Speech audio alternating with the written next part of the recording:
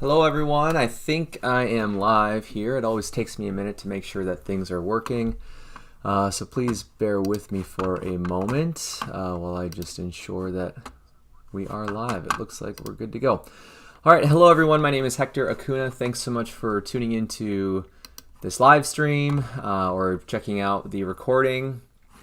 It's been a while since I've taken the time to sit and do a live stream. I've got a lot to share today. I've been pretty busy this past month of June.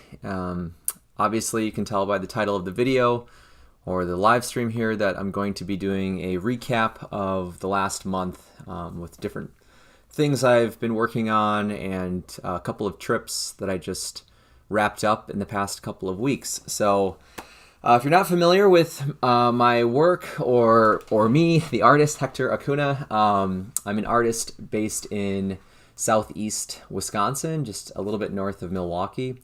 Originally from the Kenosha area down in Bristol, in the very sort of narrow or farthest southeast point of Wisconsin. So I've been painting for probably about 12 or 13 years now, pretty consistently, and I've been a pretty much full-time artist on and off for a few years.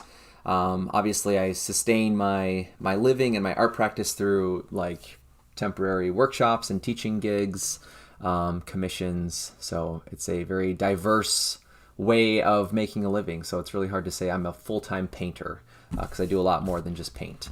But anyway, this video is all about what I worked on in June. So if you have any questions throughout the live stream, please feel free to add those into the chat of the video, and we can discuss some things. So, later on today, I might show you a few things on my website. So that's sort of why I'm bouncing between different pages here. But anyway, today is July 1st, so I have a little bit of time before my next trip, and wanted to take probably a couple of hours today to share what I've been working on the last month, which has been pretty jam-packed. So there's a lot that I want to talk about and share, and I really enjoy this format of presenting news and updates or ideas, and really sort of slowing things down in terms of sharing the process. And if you follow me on Instagram or Facebook, or if you just periodically go to my website, things can be connected or viewed very sporadically. And what I like about these live streams is that it allows me to consolidate a lot of time into a few hours or sometimes 1 hour. That way you can get this faster update with my commentary. So if you have any questions or you want to share, what you think about this presentation, feel free to type that into the chat. So these are the things I'll be talking about in today's live stream. The Paint Grand Traverse event in Michigan. I'm really excited to share how that went. It was my first time there, so it was a big learning experience. My wife, Megan, who's in the picture here on my kind of intro slide, was able to join me on the trip, which is rare for us. Usually she's working still with the school year, or our summers are both pretty busy on average, so it was a really kind of special treat that we both got to go on that trip together. And we took the van with us. We have this Transit Connect, Ford Transit Connect van. It's not like a Sprinter van. It's quite a bit smaller, but for our needs and for my needs as an artist, it works out really perfectly. So this is my vehicle. It's sort of my daily driver vehicle.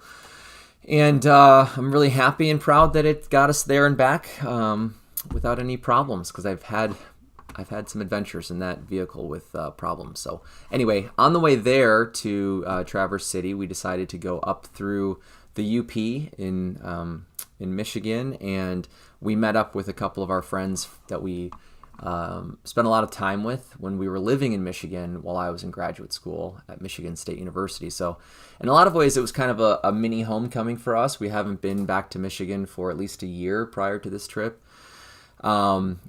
Well, that might not be accurate. It doesn't really matter. But regardless, the past 3 years, we haven't really spent that much time in Michigan. So it was really nice to be back in the state and to see some of our friends. So when we were camping, that's when I took this photo of the van over here. So it's a really pretty campsite up on this hill. And I spent one night with our friends Jake, Emily, and Lauren. And then I drove into Traverse City while Megan stayed for another night. It worked out really well. That way they could spend a lot of time together. Anyway, let's get into some other things here. Let me just kind of scroll down. So before we went to Traverse City at sort of an earlier part of June was the Paint Cedarburg event in Wisconsin. If you're not familiar with the Wisconsin plein air sort of scene, Cedarburg is by far the largest plein air event in the state in terms of the number of artists who participate. It's a really, really big show. On average, we have about 150 artists from across the state. We have people coming from Minnesota and Iowa and Michigan and Illinois. Occasionally, we'll get people from farther away across the country, but most of the artists are fairly local to this area. Cedarburg in general has a really popular and healthy art scene. There's a guild that hosts and organizes this event, so it's a really well-organized event for the scale, which is really kind of crazy when you stop and think about having 150 artists come together for a week and create work and then display anywhere from 300 to 5 or 450 paintings in this one gallery space. And it's a really big space in the cultural center in Cedarburg. I've participated in the show twice as an artist and once as a judge. This year, just with some of these other events that I had lined up, I opted out of participating as an artist. It would have been too much, I think, for me to try to balance. But I was on the committee and served as the judge coordinator for the event. So essentially, I was in charge of inviting and communicating with the judges for the show. So this year we had James Fakey with us. We also had Shelby Keefe, who's pictured in the middle. So this is James here. It's a really small image of them, but it's James, Shelby Keefe, and Todd Schabel, who is the most recent award winner for the Best of Show award at Paint Cedarburg. So if you win the Best of Show award, you're automatically invited as one of the 3 judges for the following event or the following year. So I was in charge of contacting and finding 2 other judges. So Shelby and James are both Wisconsin artists who are really successful, very well known, prolific plein air painters and studio painters. So it was great to have this group of judges in the gallery. And this is a new friend of mine named Iris, who's fairly local to the Cedarburg area. I don't think she's in Cedarburg, but she's pretty close. And she's also an artist. She might get into plein air painting. She hasn't done it, I think, with part of her practice, but it was fun to talk to her and answer some of the questions that she had regarding plein air. So it was, for her, she was kind of this sort of blank canvas for the event and for plein air in general. I mean, she has some experience, I think, but this was kind of a really big, sort of first encounter with a plein air event. So it was fun to talk to her about how this event is similar or different to other events in the area or across the country, while the judges were, making their rounds in the gallery and coming up with their decisions. So it's kind of fun to be the coordinator of the judges because I get to sort of sit in the gallery and just be a fly on the wall and listen to their way of thinking and communicating through their decisions. And, the judging process is allotted 5 hours of time. Some years it takes that much time. Other years they're done a little bit earlier. I don't remember the exact number of hours that it took these judges. It wasn't the full 5 hours, but it still took them quite a while because it's a big show and there's a lot of variety, and you want to make sure that you're giving every painting enough time to really take into consideration, because these awards in this show are definitely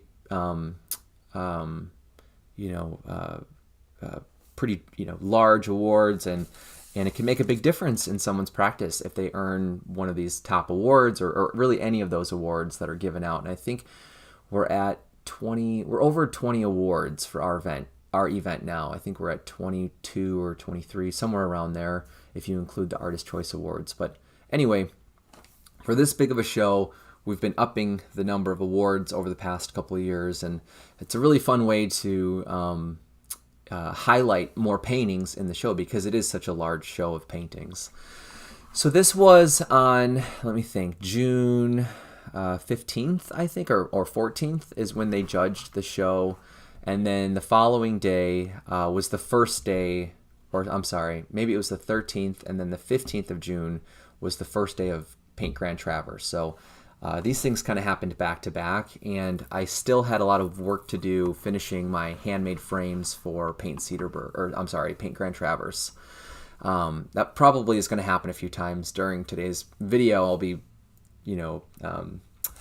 saying the wrong event because there's similar terminology. But anyway, I had quite a bit of work left to do on these frames that I had started during that week of Paint Cedarburg. So even though I live really close to where everyone was painting, I really didn't get a lot of time to visit with friends and catch up with a lot of the community that comes and paints at Paint Cedarburg, which was really, honestly, it was kind of a bummer because, as painters, we spend so much of our time in solitary spaces, whether we're studio or plein air painters. So one of my favorite things about a plein air event is that it gives you this really big social experience with people who love the same thing that you love, and you can just connect on so many different levels. So I feed off of those conversations the rest of the year once I'm alone in my studio or plein air painting by myself again. So that was kind of hard for me to just be in my garage, 8 to 10 hours a day, 4 or 5 days during that week,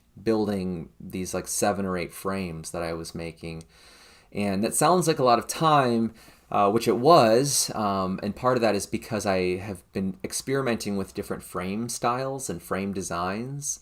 It's probably difficult to see in this picture here. And I'm tempted to zoom in, but I know that that's going to slow down the presentation if I do that too often during today's video. So I'll try not to zoom in and out too many times. But just to give you a more close-up look at one of these new frame styles that I was working on, you can kind of see there's a main square piece to the design, and then in the corners I have these sloped accents with wood that I cut on the bandsaw and on my miter saw, and they sort of piece together in these separate pieces. And it's been really fun to play around with this profile on the sides of my frames to vary the shapes and the designs, and to give paintings a little bit more to relate to in terms of shape or those other formal elements to the frames. The other new strategy, or the new element to my frames that I've been incorporating, is metal leafing. And if you're familiar with plein air events and plein air shows, you've probably seen a lot of paintings that have this sort of liner with some sort of gold leafing or silver leafing, or some faux gold or silver leaf where it's really more of a metal. And with this material, because I'm new to metal leafing, I decided not to invest in gold leaf or genuine silver leaf.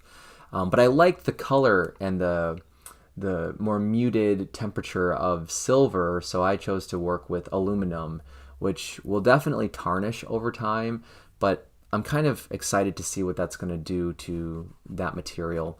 One of the things I've been doing is sanding through that metal leafing and antiquing it or weathering it with paint, so they have a little less of a stark presence in the frame. Because when I first apply the aluminum leaf, it's really, really bright and really, really high contrast, and that's definitely something I'm not super into in terms of the look and the feel of the frame. So with that weathering effect, I really like how it's adding some character and this other little element to look at in the paintings or in comparison to the painting. So it's been adding a lot more time into my frame building process now, which is worth it because I had a lot of compliments at Paint Grand Traverse on my frames, right? That's the moment where I'm like, okay, people are noticing these are unique frames. They're special. They're meant to be, one of a kind kind of frames. And I think by putting all of that time and energy into the frame, it's elevating my thought process when I'm painting to take every step of the process in making a painting a little bit more seriously and with a lot more care and intention about what it is I'm choosing to paint and how and why, and these more philosophical questions and ideas on subject matter or palettes, formal decisions I'm making on my painting process or in my painting process. So anyway, that took a lot of time during that week of Paint Cedarburg, and then on that Thursday, I had to go to the gallery at the Cultural Center. I think I got there at like 10:30 or 11, and I didn't leave until probably 7 or so, 7:30 maybe. And then I came home and I had to type up for like 3 hours all the notes from the judges, from audio recordings I took. And I'm not, saying this for sympathy. I'm just letting people know, like, how these different opportunities or responsibilities or collaborations really play out in terms of timing and, my structuring of time. If you're in similar situations where you have 2 or 3 things you're trying to juggle, what are the best ways to structure your time and energy so that you don't lose maybe the quality that you're after in one of those things. So for me, making the frames is very rooted in this idea of quality, right? Like I want the frame to reflect this care and attention to the details and the craft and the materials, to a point where someone can look at the object and feel that sense of care and time that was put into the object. So, it was difficult for me that week to, step away for like almost an entire day and come back and work on typing those things up. So I think by the time I was done with preparing the script for the MC and typing up the labels and the notes from the judges and cropping and editing all of the award-winning paintings for the Guild, I was probably starting to work on my frames again because I wasn't finished with the metal leafing or buffing the paint with steel wool. I started all of that back up again at probably 10 o'clock at night, and then I left the garage, I think, at about 12:30 at night, maybe 1. And then I started packing remaining things for the Michigan trip because Megan and I left early in the morning and made our way up through the UP over to Traverse City on Friday, the following day. So that week was really kind of stressful and really hectic and busy. And I'm very thankful that, everything kind of fell into the right place at the right time. And from what I heard at the reception for Paint Cedarburg, it sounded like things went well with the presentations and the award ceremony, outside of maybe some technical problems with the sound system. But anyway, that was the second week of June. So there was quite a bit that was happening, with my own work and preparation for Michigan, and then that sounds negative, but the time and energy that I was putting into the Cedarburg event, a lot of that stuff was happening in the same 2 or 3 days. So it was kind of nuts. I was staying up really, really late and getting up really, really early and basically working all day long on those different projects. And the thing I always worry about in those moments is that I'm going to get sick because I'm not getting enough sleep, or I'm forgetting to eat a balanced diet, or I'm standing out in the sun for too long, or just sort of stressing out too much or working too hard. And that usually happens where if I have too many things happening at the same time, I end up getting sick. And that fear plays into a lot of the anxiety and the stress when I'm getting ready to travel for a plein air event, because all of those hours spent making the frames not only does it add some,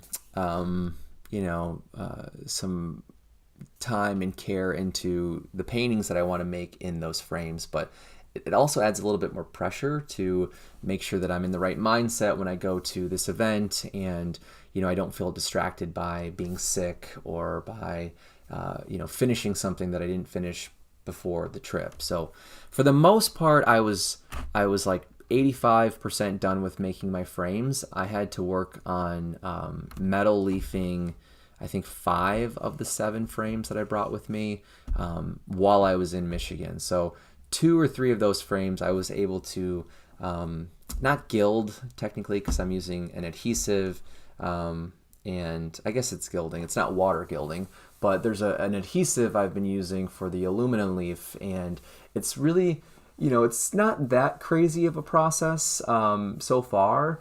The hardest part is dealing with all of the little bits and flakes of the aluminum leaf. So I have to be really careful about not, creating too much movement in the air and blowing all of this stuff around the workspace. So I was able to finish 3 of those frames while I was camping. And I shouldn't say finish, really I was able to apply the metal leaf on 3 of the frames. And then once I got to my host's house later that week in Traverse City, I was able to metal leaf 2 more of the frames, my 2 biggest frames, and then also just kind of finish and weather all of those parts of the frames, and really just polish and finish the frames in general. So that's how I was sort of dealing with the last little bit of projects and commitments in terms of frame making during the trip. So these, again, this is when we were camping. I forget the name of the campground that we were at. It's like 20 minutes away from Traverse City, and it's off of this really nice lake that we could see through the trees on the other side of this street. So there was this big hill through the campground and this one driveway, kind of road, gravel road that took you through the campground. And it might even be a state park, I think. One of the highlights for sure, outside of just visiting with some of our friends from Michigan, was just sitting around a campfire and telling stories and hearing stories and cooking and eating some treats like monkey bread, which is definitely kind of a camping luxury in terms of cooking. So this was when we were melting our butter and getting the pan ready for our monkey bread. I just thought that was kind of a cool photo. So then I got to Traverse City and I checked in for the event. This is now, I think, Saturday. So Friday we drove like 8.5 hours to get to Traverse City. We got there at about 5 o'clock or so, 5:30. We met up with our friend Emily at the campground, and then about an hour or 2 later, Jake and Lauren showed up. And I stayed with them Friday night, and then on Saturday around noon, I packed up my stuff and I drove into Traverse City and checked in with my hosts, took a shower because I was very smelly from the campfire and it was really hot, before I went to the orientation meeting and got my panel stamped at the Crooked Tree Art Center. And that's where Paint Grand Traverse is based out of. There's 2 of those art centers. I guess there's one in Traverse City, and I'm forgetting the town where the other one is. But in Traverse City, the art center is located in a old library. So it's a really unique space for a gallery setting and for workshops and classes. They have a lot of space, so it's really generous how much wall space they give us for the show, and I felt like it was very well spaced, which I'll talk about later. But that's where they had the orientation meeting, so they went through the rules with us and gave us some reminders and tips, and just really took care of all 31. I think there were 31 artists in the show this year. So of that roster, 2 of us were from Wisconsin. So Todd, actually one of the judges in Cedarburg, was also in the Traverse City event this year again too. So it was really fun to see Todd, twice kind of in 2 weeks, and really kind of get to hang out with him a little bit more and get to know him a little bit better. And he and I are actually staying with hosts in Bluff Strokes actually in September. We'll be at the same with the same host family. So it's going to be a lot of fun to have kind of like a buddy during the Bluff Strokes event this year. Anyway, back to Paint Grand Traverse. So we had our orientation meeting, and then that ran until about, I think, oh man, it's hard to remember the hours now, maybe 3 or 4. And then from, I think, 5 to 7 or 4 to 7 or 5 to 8, somewhere in that like late afternoon, early evening time of that Saturday, we were expected and invited to go paint within this fairly large boundary of the like downtown Traverse City area. So Front Street is a very busy kind of main road through Traverse City. There's not a lot of traffic in terms of, slow traffic pileups and traffic jams, but just a lot of movement on that street. And I had never been to Traverse City before this week, in June. And I was eager to just get a feel for what Traverse City was like and to start to, find spots that maybe I would want to paint. So I ended up going to that area like an hour or two prior to when we were expected to be there. So I walked around for like 45 minutes or so through this area of Front Street. We were asked to be from somewhere between Front Street and the main kind of harbor beach area in downtown Traverse City within a certain like mile or a half mile of Front Street. So it was quite a large area, and there were probably 4 or 5 blocks between Front Street and that harbor. So I was walking around those neighborhoods and those blocks looking for interesting views or buildings or color relationships and shapes. And after 40 minutes or 45 minutes of walking around with my sketchbook and my viewfinder, there were 1 or 2 spots that kind of caught my eye that I was going to go back to my vehicle and drive to. That way I'm not carrying all my stuff for a really long time.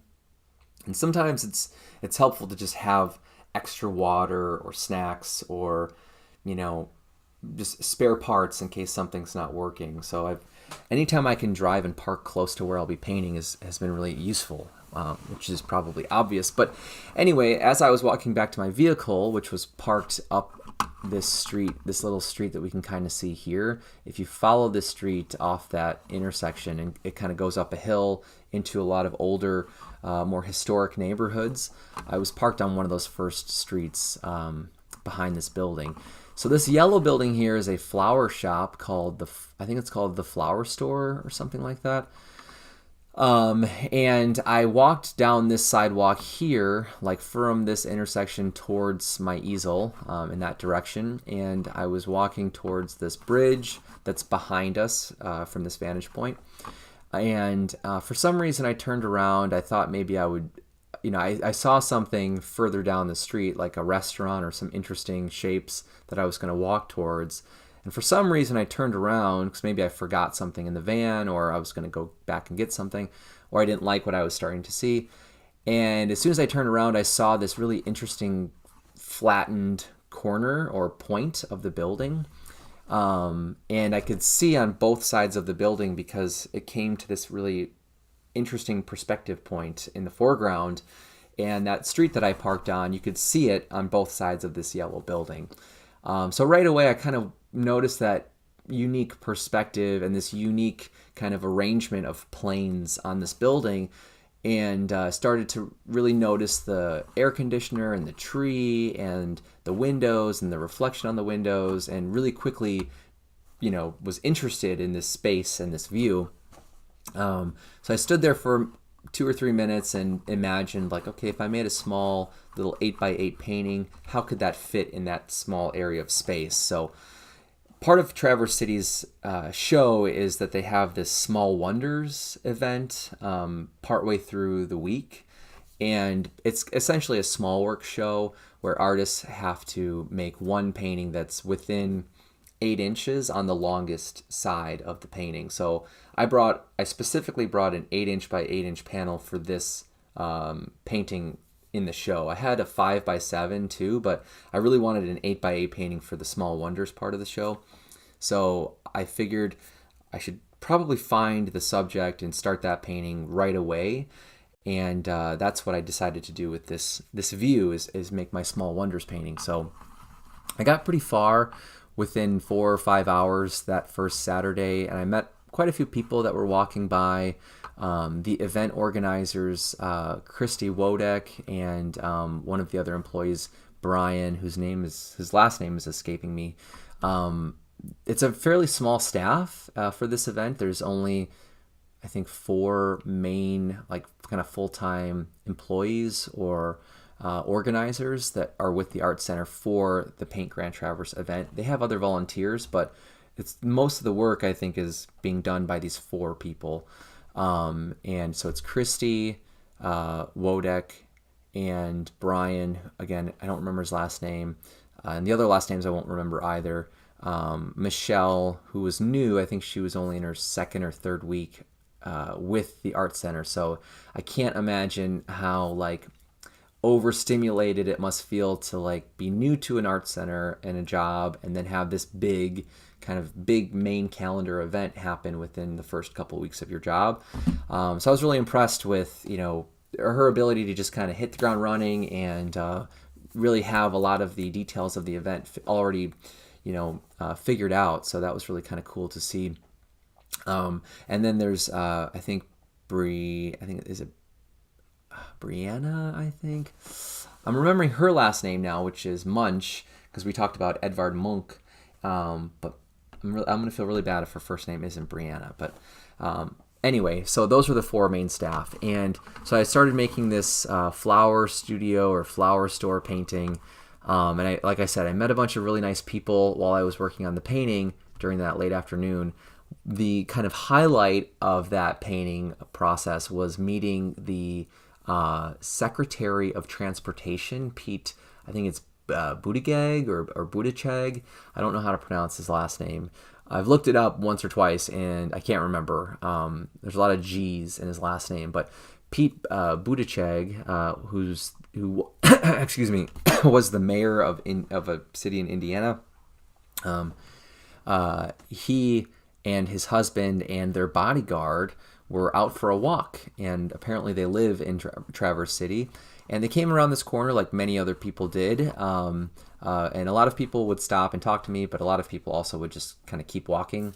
So I kind of got used to not engaging with people as they were coming up to my easel or walking past me, unless they would stop and ask a question or make a comment. So they were sort of in a conversation as they were passing me, and I didn't recognize any of them and didn't really think anything of it, but I stopped hearing their footsteps and I turned around and I saw them watching me painting. They were only like 4 feet behind me, kind of watching me all in silence.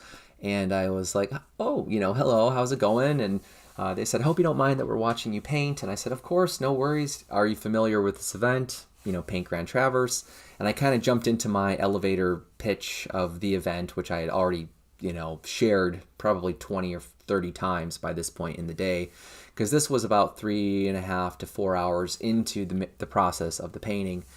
And so I'm talking to them, and as I'm talking for the first 1 or 2 minutes, I start to notice that this guy looks very familiar, and I'm like, I feel like I've seen this person. Maybe he's an actor or a politician or something.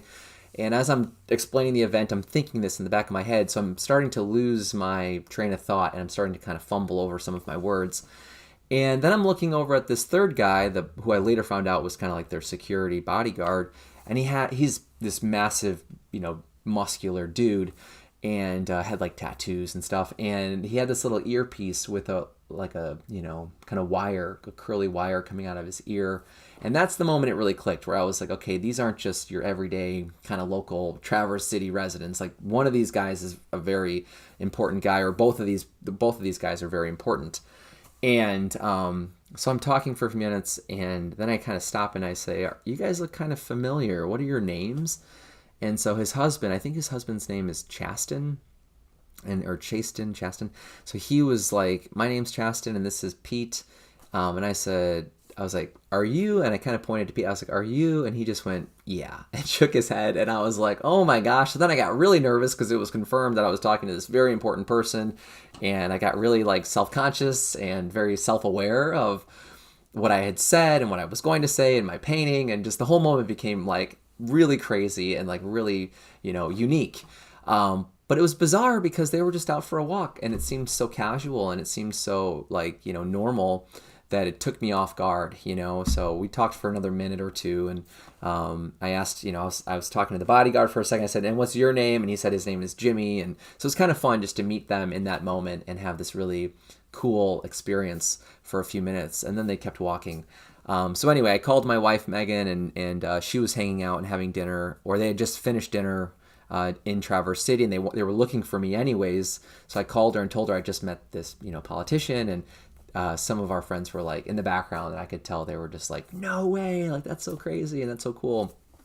But anyway, I got pretty far in this painting, but I knew it wasn't quite resolved. There were some things happening in the window that just weren't really adding up and making sense with the perspective.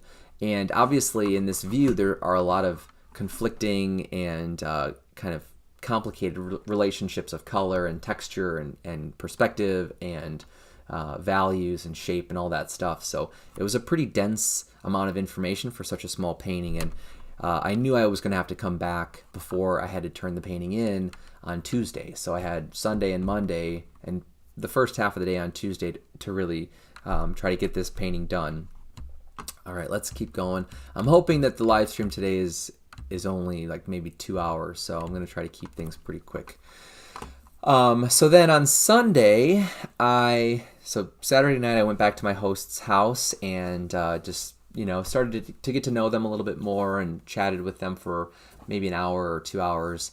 And I mentioned that I met Pete, and they were both like, "That's crazy. We're jealous. We've been living here for 4 years and we keep hoping to see him or run into him, and we haven't yet." And, I met him within the first 6 hours of being in Traverse City. So they were kind of in shock that had happened. And it was also kind of a nice chance for us to realize that we were both on the same kind of political side for a lot of ideas and a lot of opinions. So that was kind of a nice segue for us. But anyway, Sunday was a very rainy, cloudy day, and it was one of the few days during the week that was forecasted to be like that. So fortunately, I had picked one of my paintouts for that day, so I knew I was going to have to travel a lot of the day anyways, up to this area called Fishtown, which is on the Leelanau Peninsula, which is the western peninsula from Traverse City. There's sort of in between two peninsulas. The Leelanau one is a lot bigger and is probably it's close in comparison to Door County's peninsula. I think Door County is quite a bit larger still, but it took a long time to get from Traverse City to Fishtown. I think it was about a 40-minute or 45-minute drive from where my host's house was. And anyways, so I got there and it was raining and cloudy, and it was a really cool area because you have these little fishing kind of shanties right off of this little inlet port that's dammed off from Lake Michigan or the bay, and this little creek kind of river that feeds into the bay. So there's a dam, there's a lodge, and there's little kind of shops and touristy things to do.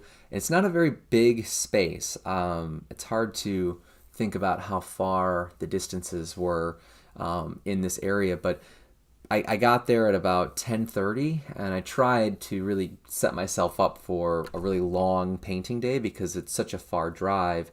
I really didn't want to have to come back and paint here again, which, as you can probably tell, was what happened later on in the week. But this was the view I ended up finding after walking around for quite a while. I didn't start my painting until probably about noon or afternoon, and I was walking for most of the hour or 2 hours prior to finding the spot with one of the other painters in the event, Neil Hughes, who is one of my really one of my favorite plein air painters that does a lot of these events and a lot of these kind of national shows within the plein air circuit. I really like Neil's work a lot. So it was kind of cool to be able to paint right next to him for this 6-hour session that we were there, 5-hour session that we were there. And he and I were walking around, and we were looking again at the forecast and we saw there was going to be quite a bit of rain at some point in the day. It was hard to predict what time that was going to happen. So the challenge in this spot where we were painting was that we were underneath this patio of a hotel lodge, and it was really dark. So I had to bring my clamp light, my little like nocturne piano clamp light that I use, and that was really a challenge for me to deal with. The relationships of values and color temperature and hues and all that stuff with painting, that's already difficult in and of itself. But when you're comparing your painting from a sort of dark shadowed space to direct sunlight, there's quite a big difference that you notice in your painting. So I had to deal with that relationship of light. But I really liked this view. So you'll see later my painting that I made. I think I was just distracted by the weather and distracted by how long the day was and getting tired. I just forgot to take a photo the first session of my setup, my painting with the view. So I'll show you that later on. And then that night, Megan during the day was dropped off to our host's house by our friend Emily. And that was while I was up in Fishtown. And I was a little stressed out because my cell service was non-existent in Fishtown, so it was really hard to communicate between Megan and our hosts and make sure that everything was working out okay. And the weather, being an issue, just kind of made everything a little bit more challenging on Sunday. But eventually the rain had passed and the storms sort of passed through that part of Michigan, and in the evening everything kind of cleared up, and I really wanted to do a nocturne painting during the event. And I only had, I'm trying to think, maybe 7 panels and frames that I brought with me. So I went into this event like I've been doing for other events and really tried to scale back the number of panels and frames and just surfaces that I bring with me, so that way I'm not enticed into painting more with quantity in mind as opposed to quality in mind. So I really limited my number of surfaces, and that forced me to take a lot more time in finding the right subjects for each panel. So I decided to start this nocturne 12-inch by 12-inch painting on that Sunday night. So technically it's like the second day of the event. And just for, an example or like some context in terms of the week and how much time we had, our paintings had to be turned in by, I think, 10 o'clock on Friday morning. So you have like Saturday night through Friday morning to make all of your paintings, and that Small Wonders painting is due on Tuesday in the afternoon, but everything else was submitted at the end of the week on Friday morning, which was really, really a lot of time compared to a lot of events. I was really pleased with how generous they were in that schedule, and how much the hosts were willing to allow artists to show up early on that Saturday. So I was really grateful that people were so generous and giving with their time and space. And so this is my nocturne painting that I started, and I got really far on this painting that first night. And Megan was with me at this point, so she came with me on Sunday night and stayed up with me until like 1 a.m. working on this painting. I started this at about probably like 11:30, so it was like 2 to 2.5 hours that I was making this painting. And this image is really kind of like the end of that first session. I think that pretty much represents how far I got during that first session. And I could be underestimating or overestimating how quickly I was painting. It might have been a lot longer. It's hard to remember the exact times that I was working on my paintings now, because it's been a couple of weeks. But I was really excited about this view. It's this alleyway scene behind another main street going through Traverse City, where there are a lot of these sort of bars and pubs and kind of like the nightlife of Traverse City. So it being a Sunday night, it was still fairly active, but not as busy and crazy as the night before. So originally I thought maybe I'll start a nocturne on Saturday after my flower painting, but I drove to this area and there were a ton of people, and even by like 9 p.m. it was kind of crowded with a lot of like people who had been drinking for a while. And I just figured if I'm out here painting on a sidewalk somewhere, and people are in this sort of party kind of mindset, it really might not be that enjoyable to make a painting or to start a painting. So I was like, I got plenty of time. I'll just go back to my host's house and I'll find something the next night. So that's what happened on Sunday. But the best part about this was having Megan with me, and she was sitting in one of our camping chairs right next to me on the sidewalk and reading one of her books, which was, again, it was just a treat because so often I'm by myself at these events and, I can kind of drive myself crazy talking to myself in my head. So it's nice to have someone else to form conversations with. We met a lot of really cool people that first night too, actually, during that painting that I was working on. And that's a 2-session painting. So the first night we met, I'll just share one story of a couple that we met who were actually staying in an Airbnb in one of these little windows, and they left the light on in their Airbnb, and that's what kind of drew me to this side of the view of the alleyway, that they had this glowing orange window. And I didn't really get to that part of the painting because by the time they came back from their dinner or their events they were doing during the day, they came up to us and we chatted for probably 45 minutes or so. And there are a couple from Indianapolis who were visiting Traverse City for like just kind of a extended weekend vacation, or like week vacation. I think they were there from like Sunday or Monday through Thursday. So by the time the show was up, they were already gone, which was kind of a bummer. But we hung out with them a little bit both of the nights I worked on the painting. Mostly the first night though.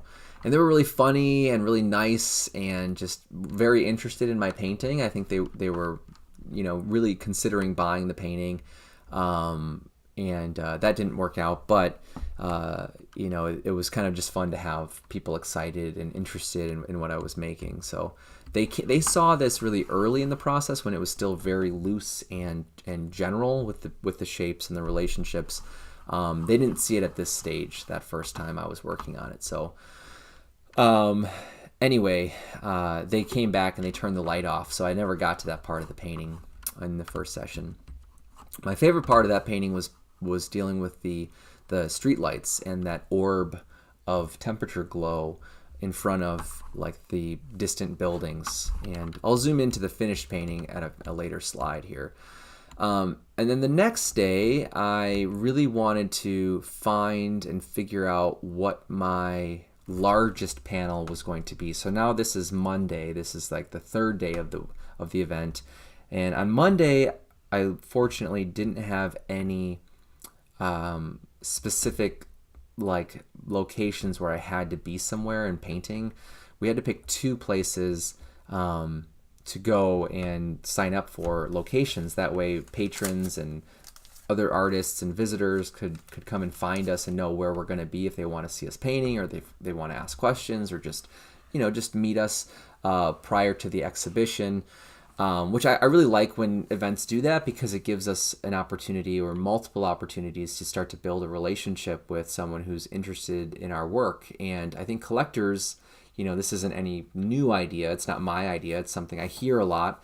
I think when collectors buy your work, they're not just buying this object. They're buying something that kind of contains the relationship between you and them, either as a family or as an individual, on the collector side of things. But these painting sign-up, paint-outs are a really great way for us to, get to know someone without the added pressure of time that the exhibition kind of forces, or, in other sort of passing moments during the week. So this gives us a really open, big amount of time to get to know people.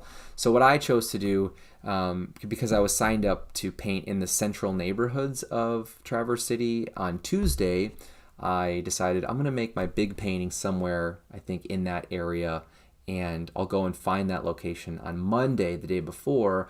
That way I have my composition figured out. I've maybe blocked in the painting. I already know kind of what I'm working on, because I've done this differently in the past for a lot of other events where I sign up for a place and then I have no idea what I'm going to paint, and it's like a 3-hour block of time, and the first hour I'm just figuring out what I want to paint and setting my easel up and doing my thumbnail drawing or sketching in the painting, and there's really not that much to share or show with people who are coming to see the work. So I'm going to definitely continue this habit of going there and scouting out a view and maybe even beginning the painting earlier in the week. That way I can share, a little bit more of the progress and the process. And that way if somebody walks up, they already kind of know what I'm painting. It's not so much of the same, like, what are you going to paint? Or what are you thinking? Or like, people are trying to figure out what's he looking at. And a lot of times it's just like a little thumbnail in my sketchbook that represents the composition or the idea. And that's really not much to share. So, and I'm not a very fast painter, especially on a painting this scale. So I really have to be mindful of the timing of my process. So this is how far I got the first session, which I was very happy with. As you can kind of see from the background of the picture, I was drawn to this colorful, long, diagonal wall along the backyard lawn of a church, which is this little white sliver of a building behind this tree. And in their lawn, they have these very old, very large oak trees, which it's kind of cool to think of them as like this pair of objects, or this pair of natural beings, right? And there were a lot of things about this view and this perspective that really kept my interest and really piqued my engagement with the view. And I think that's really important to think about and be sensitive of when you're looking for something to paint. Not only should we think about the formal qualities of shape and line and space and color and values and that kind of stuff, but really thinking about the meaning of the subject and how it relates to you and your experience, I think can help ground the process in a really, really helpful way. So fortunately, I found multiple moments of the composition that really, interested me. So this like painted, colorful wall here was what drew me to get out of my car and walk over and look at the space.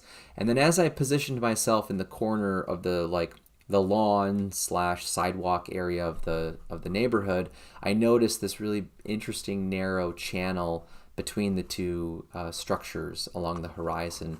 And it took me a little while to figure out that I liked this really elongated horizon or elongated foreground in the painting.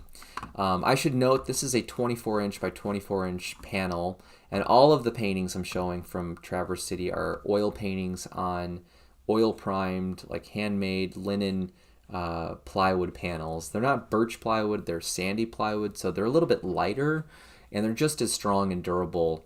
And everything is sized and sealed before I gesso and before I glue down the linen and then prime the linen and everything. So it's all handmade and really as archival as I can get with these materials. So it's a beautiful surface that I've been really, really happy with working on and have started to become very accustomed to. So I have to really take the selection of subject matter seriously, because linen is not a cheap material. If you're an artist, you know that if you buy linen, it's really expensive, and it kind of adds a lot of pressure, I think, to what we do in our process and how we choose our subjects when we're painting in plein air like this. And like I said, my mindset going into these shows is try as much and at every step of the process to focus on the quality versus the quantity of my paintings. And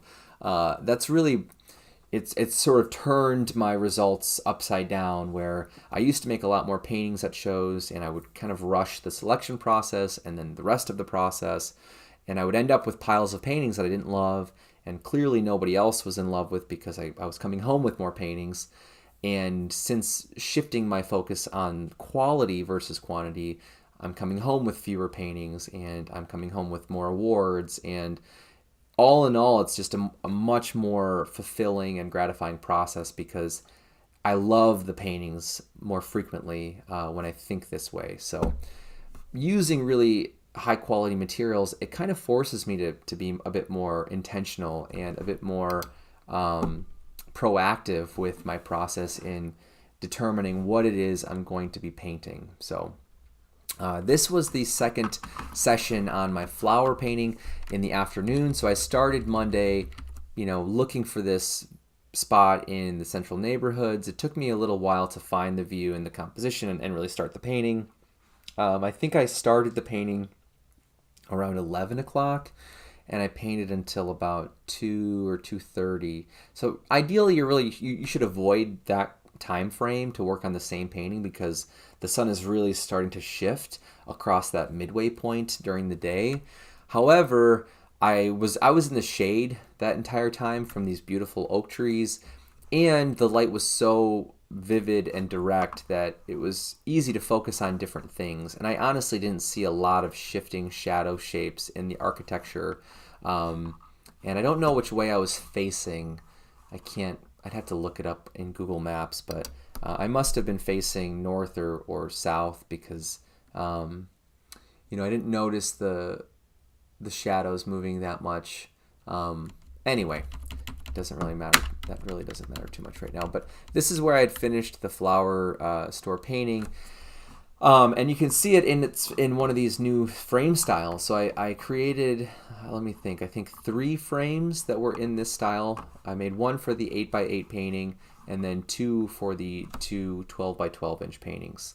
And a lot of people really liked this style, which I was very happy to see and hear, because to me it felt a little risky. It's very geometric and organic at the same time. I sanded down these beveled cuts that I had made in the pieces of wood that I adhered to the side of the frame, and I wasn't sure if that rounded edge gave it too much of an organic, almost like flower petal feel. That's sort of what I started to associate with the shapes in the frame. And I tend to paint more geometric subjects, and in more of a geometric way. More and more lately, I feel like I'm using more flat brushes with a nice sharp edge to my shapes. So I was a little nervous to see how that was going to play with these sort of rounded sides to the frame. But it turned out really well, and I was very happy, and clearly other people were pretty excited about the painting too, as we'll talk about here shortly. But going back and having some time away from the painting gave me a chance to really objectively make sense of where things were really working well visually, and where things were kind of falling apart visually, or not really utilizing enough contrast in the painting. So the challenge with this palette for me was dealing with this very high key kind of pastel palette. The building itself is an interesting color, because it's this like almost like mustard yellowy color, and in the shadow side it gets really dark and really neutral, and finding that relationship in the painting took me a long time. I think it worked out in the end in a way that feels familiar to the subject. By no means do I think I really captured what I wanted to capture in terms of the nuances of the color shifts, but again, there were a lot of different things I was trying to focus on and interpret. And honestly, that relationship wasn't the main part of the focal area for me. It was more about this sandwiching of space, right? This building is in between these two open, distant, negative spaces. So to me, that's what really held the painting together, and it really enhanced the sense of perspective and depth in the painting. So it was really fun to think about this like 2, maybe even 3-point perspective in this painting. We have these 2 different vanishing points on both sides here. And to some extent, there is a little bit of a bowing effect with the 3rd-point perspective going up and down the building, where it sort of meets that perspective point. And you can really kind of see it even more exaggerated in this image here, which is kind of like a wider angle view from my phone after I was working on the painting. And a lot of people have been asking me, how do you get these like scaled back perspectives without your phone or without a camera? Like, how do you see it that way? Because a lot of times I think we get used to seeing parts of a space as opposed to the entire space. And what's really been helpful is taking my viewfinders that I make out of paper or cardstock and holding them against my cheek. And I talked about this in my workshop that I just taught, and a lot of people were sort of trying it, and they were like, I don't see it, or I'm not getting it, or like I don't see how you're doing this. And there are a couple key things to keep in mind. Obviously, if the viewfinder is too large, you're not going to see the edge of the viewfinder. So you want to make sure that you're keeping this in a smaller viewfinder where you can actually see all boundaries of the tool. And what you have to get used to practicing is holding it against your cheek and not moving it, right? That's pretty key. But allowing your eye to move and follow the edge of the viewfinder. And what I've been doing is, as I'm following that observation process, I'm looking for key breaks in the composition, right? So as an example here, I'm looking at where this angle leaves the composition with this cropped view or the scaled back view. So in the viewfinder, to me, it felt like it was leaving around this point in terms of the horizontal, distance or space between the top two corners of the composition. So I'm using that tool just to kind of establish or locate the key relationships in terms of space. So I'm looking at how much of the left side of the street view on this side of the building I want to incorporate. Where does the building start to enter the composition on the top and the bottom? How does the sidewalk leave the view? At what point, does that sort of leave the viewfinder or like my field of vision, right? And the key thing when you're doing this is to make sure that you start with one of those moments and then really try to rematch where that line leaves the middle of your view, right? Because if you can line it back up while you're holding it, because it's difficult to do this, right? Because you're drawing on your thumbnail while you're looking at this thing. And it's hard to do both at the same time unless you're left-handed, right? Or unless you want to hold the viewfinder with your non-dominant hand, which I never do. I'm always thinking like right side of my body. So I have to hold it and then put it down and draw and then pull it back up and try to realign the viewfinder. But once this is lined back up, then I can look for a different, proportional divide is another way we can talk about this, right? Like how much of the building is being shown and how do I fit that along the boundary of the composition, right? So that's kind of the thought process there, which I'm sure I did not explain very well just now or in the workshop I taught. And over time, as I continue to teach, I'll find a better way to describe that. But I'm hoping that was understandable. So anyway, if you have questions about any of that kind of stuff, feel free to let me know. Moving along, so after I'd finished this painting, we had to go to a dinner that was scheduled just for the artists, which was really, really nice that the event put this together. I think it's a new thing that they're trying. This is the first year I think that they've done this, at least in this type of place. So there's a local, I think, board member or just volunteer or sponsor for the event in Traverse City who opened up their private home, which was, this gorgeous property on a bluff overlooking one of the bays. And they had this sort of outdoor, dining table area for us and invited all of the artists to come and just relax and get to know each other before the week kind of picked up and became more and more busy. So if I'm remembering correctly, this is all happening on Monday still. So Monday in the afternoon, late afternoon, I think from like 4 to 6, somewhere in there, we were invited to come have dinner on their property. I don't have any pictures of that, and maybe that's better because it is their private home. But we were there for a few hours. I think I left around 7 or close to 7, and the light was just really, really warm and really, really enticing. So I had called Megan and I sort of told her like, hey, I'm leaving this dinner thing and I'm thinking about going and making a painting, but I kind of want to keep my drive back pretty open because I was up on the Old Mission Peninsula for the first time. I didn't go up there Saturday or Sunday, and that's where my host's family lived, is at the base of that peninsula. So I didn't have to go, travel the peninsula to get to their house. So this dinner was the first time I got to see the landscape and I got to see different areas and potential subject matter for my paintings. And honestly, my hosts, Mike and Carol, very lovely, generous, and fun couple that we stayed with, they were both like, oh, the Old Mission Peninsula is full of beautiful rolling hills and these just like, stunning wineries and different views. I think you'll love it. You should drive around. So I had been kind of advised and recommended to take some time and explore this peninsula, which, if you're familiar with my work, I don't typically paint a lot of pastoral scenes these days. I tend to go out and find more like gritty architectural urban spaces with more geometry and just more inherent geometric shapes, right? Obviously, we can communicate through our paintings with a geometric architectural kind of language, which is really fun to do if you're looking at something organic. But I tend to go out and find the organic or the architectural subject as well. But anyway, I called Megan and said, hey, I might be driving around looking for a painting spot. And she said, no worries, take your time.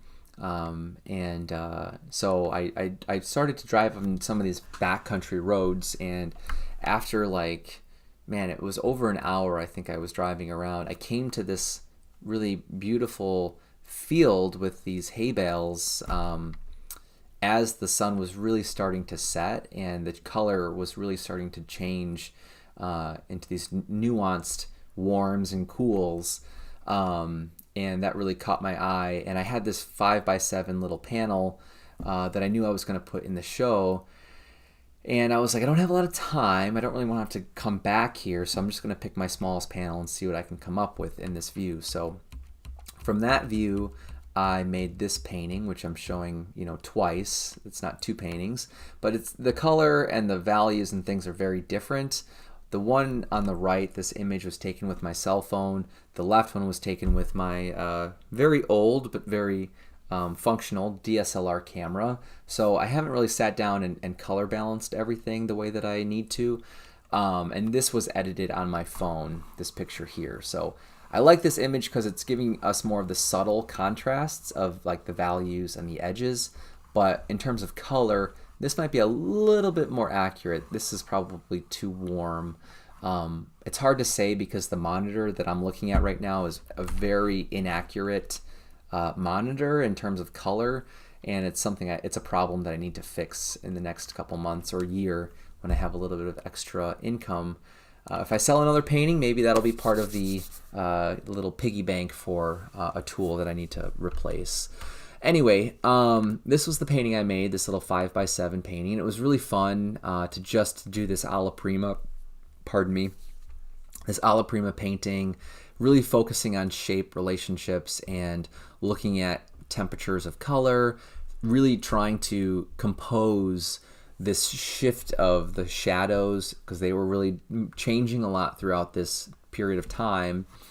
And I kind of got to pick and choose moments within that 3-hour session, or maybe it was only like a 2-hour session that I was working on this painting, and trying to be really, intentional about my edges and thinking about depth and thinking about, contrast or similarities and playing with more of those variables in this little painting.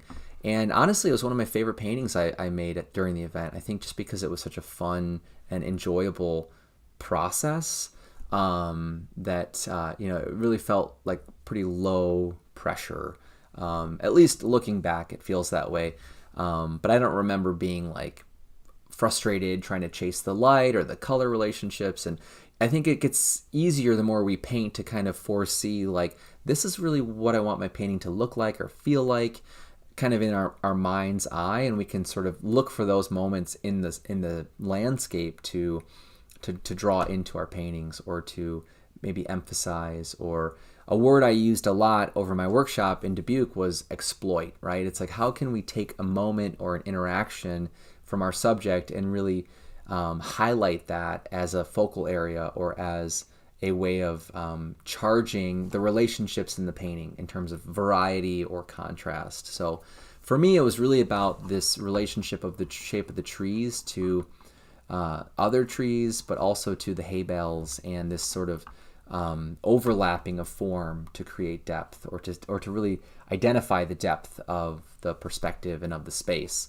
And obviously, in terms of color, I really wanted this warm, overall very warm color palette. So one of the first things I did when I got there and I found the view that I wanted, because the light was already starting to drift and change, I opted out of making a thumbnail. And honestly, I don't even think I had a viewfinder handy for a 5x7 panel. So I think I just was like looking at the space and really comparing the shapes and proportions of the trees to the hay bales, and just sort of visually tried to find that view. I will mention that, here they're not aligned. So this was a picture I took right as I was leaving at the end of the session, and I was standing probably 20 or 30 feet to the left of this location. So you could tell, if we're standing more that direction, or technically this direction, right? If you're looking at my little video there, it would move the hay bale more to the right side of those big trees. But you can kind of see back here that break that I was looking at, and that really, I think, kind of grounded the composition, because everything kind of forces our eye back to this cool to warm temperature relationship, which you can't tell from the blurriness of that picture, but a little sliver of either water or trees. I think it was the bay, the east bay of, or the east arm is what they call it. The east arm of the Grand Traverse Bay is the full name of that body of water that's over there. And once I saw, it took me a while to actually see that really blue sliver of the shape. And once I saw that, I knew, okay, this is, I think, the moment that really is what this painting is about, right? It's this moving from warm to cool, and really thinking about light and distance. And through that relationship of light and distance, we have atmosphere, right? So we have this sense of temperature, this sense of warmth in the air. And that, for me, that was a lot of fun. I think that's also why I really enjoyed this painting, is because I was so focused on atmosphere. All right, and then that night, I returned to downtown Traverse City to work again on my nocturne painting. So by this point, again, I had figured out a lot of the sort of key variables of the painting. I already had my composition. I knew a lot of the zones in terms of color relationships and values, and I could then focus more on like the structural elements and details of the buildings and some of the more key focal areas in the foreground. Most of my focus the first night was on this distant right area of the painting. I really, really loved, I'll zoom in for this because this painting was a lot of fun to work on, and there's a lot of subtle paint handling that I don't typically tap into these days. More of my paintings become chunky than very soft and smooth, it seems like. On average, I would say it leans more towards like the chunky paint side, but in this painting I was really implementing a lot of smooth and kind of soft blending along some of these lighting effects of the street lights. So if I scroll down, we can really see what I'm talking about here. And a couple of these moments really caught my attention, right? I was looking at these temperature shifts in the different types of light and the bulbs, whether they were incandescent or LED or fluorescent. They all had these slightly different temperature shifts, from yellow to green to, there's halogen bulbs, there's orange, and there's really cold bluish colored light. And this view gave me that full spectrum of temperature in terms of light. So that for me was what I really was drawn to and attracted to. And obviously that relationship of contrast is heightened by the fact that we're looking at proportions of shape, right? So those light bulbs are really, really teeny tiny compared to a lot of the other shapes in the painting. So, the more different those proportions are, the greater the contrast becomes, right? So that's why I wanted to focus so much on this delicate description of the forms and of the subject, and really thinking about lost and found edges through the this like nocturne structure of light.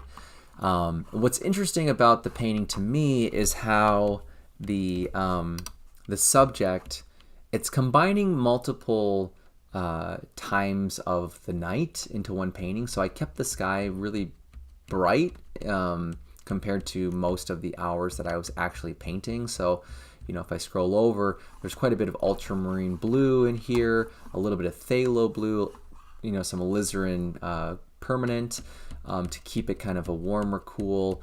And I was taking a lot of that information at the start of the session, and then focusing more on the buildings and the lights once the sun had really set and we were past that twilight period of the night. And because of that, it's kind of a stark contrast, I think. I've made quite a few nocturne paintings where the sky is closer to like that dark purple indigo color, and the painting then becomes so low key in terms of the value structure that I don't feel like it reads as well.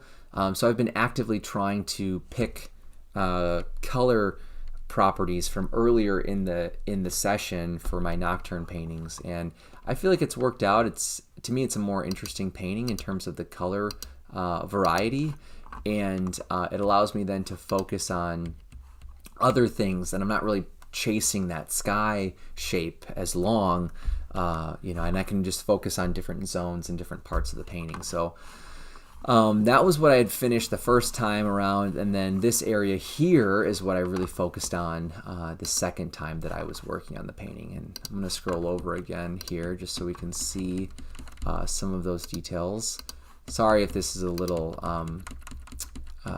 bouncy or just difficult to watch as I'm bouncing around the image here, but this way you can get a closer sense of the abstract, the process of abstraction in a lot of these very complicated and complex objects. So the tricky part about painting in general, whether it's during the day or the morning or the evening, is we all have to deal with this question of how much do I depict and how much do I describe, and at what point does it become maybe overworked or like over communicated and too obvious. And I think painting becomes really fun and enjoyable as a viewer when we get to connect things together and we get to associate with our own imagination this process of relating things visually to our experience, right? So the goal here was to try to convey like this is an object, but it's this abstracted version of that object. So we have this like outdoor stairwell in the building, and I was looking for those key contrasts of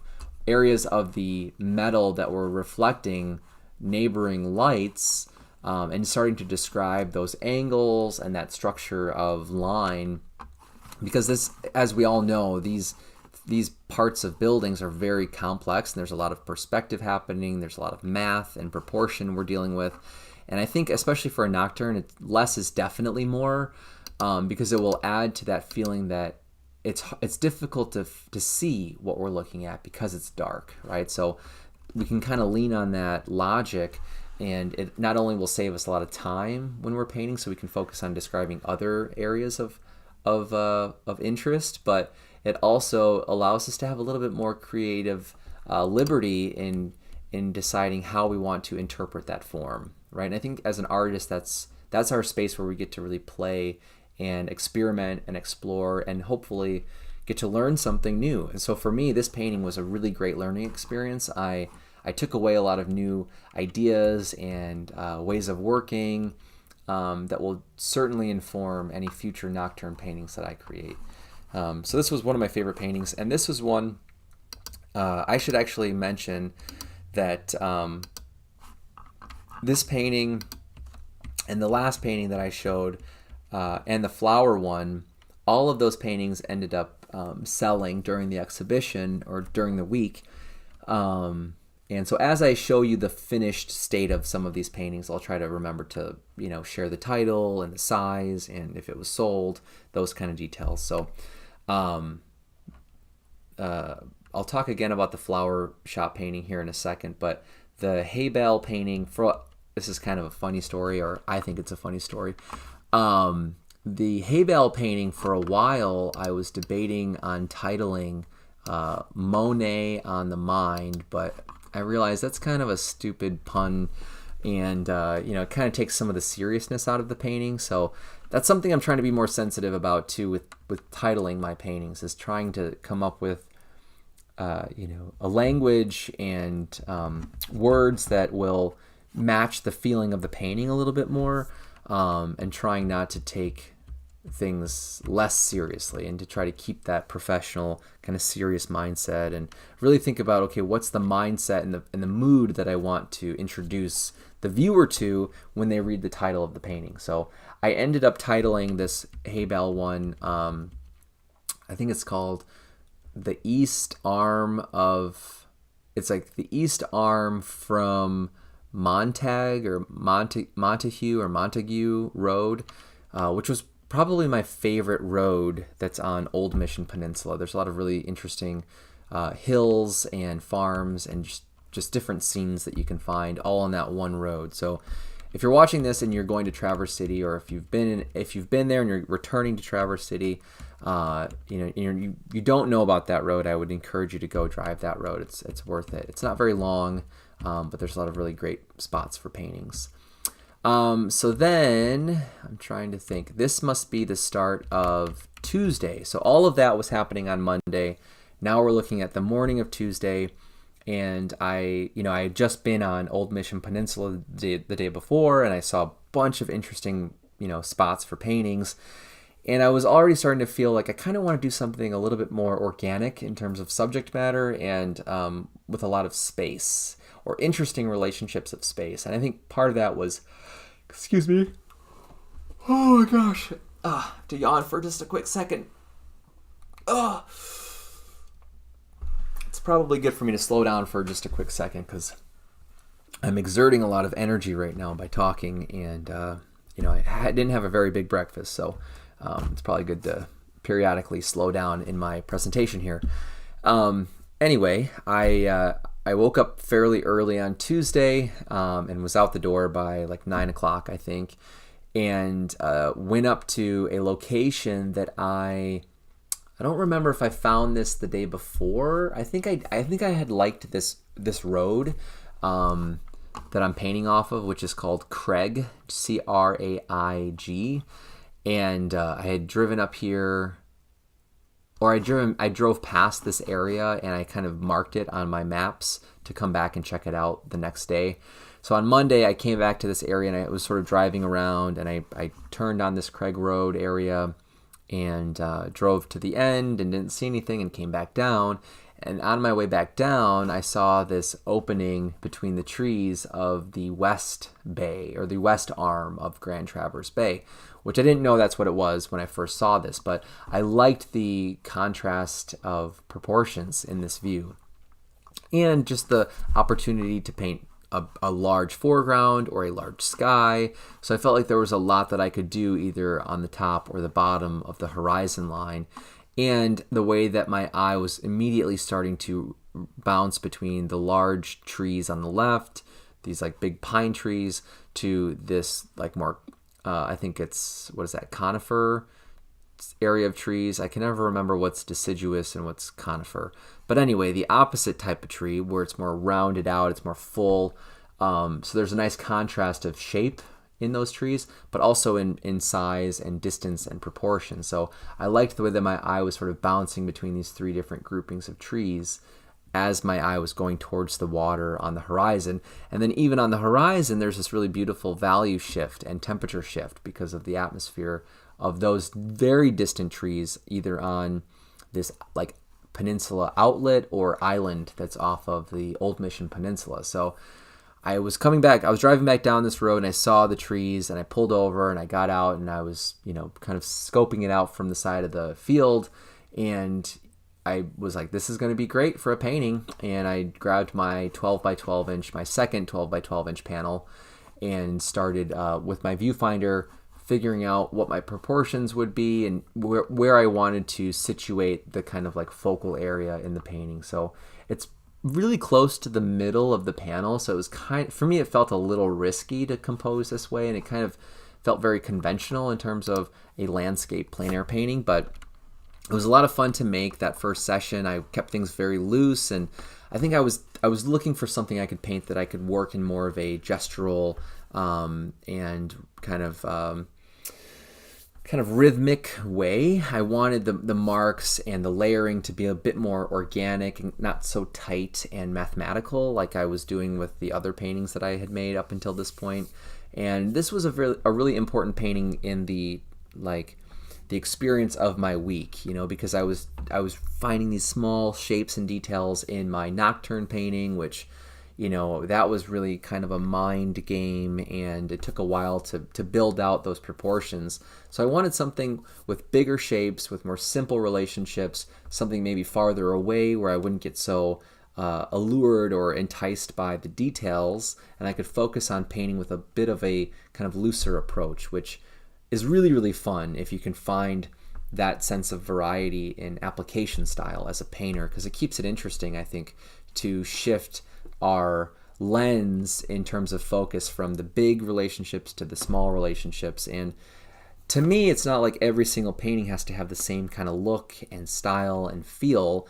I think if you're painting with a focused, mindset of observation, your paintings will have similarities in them.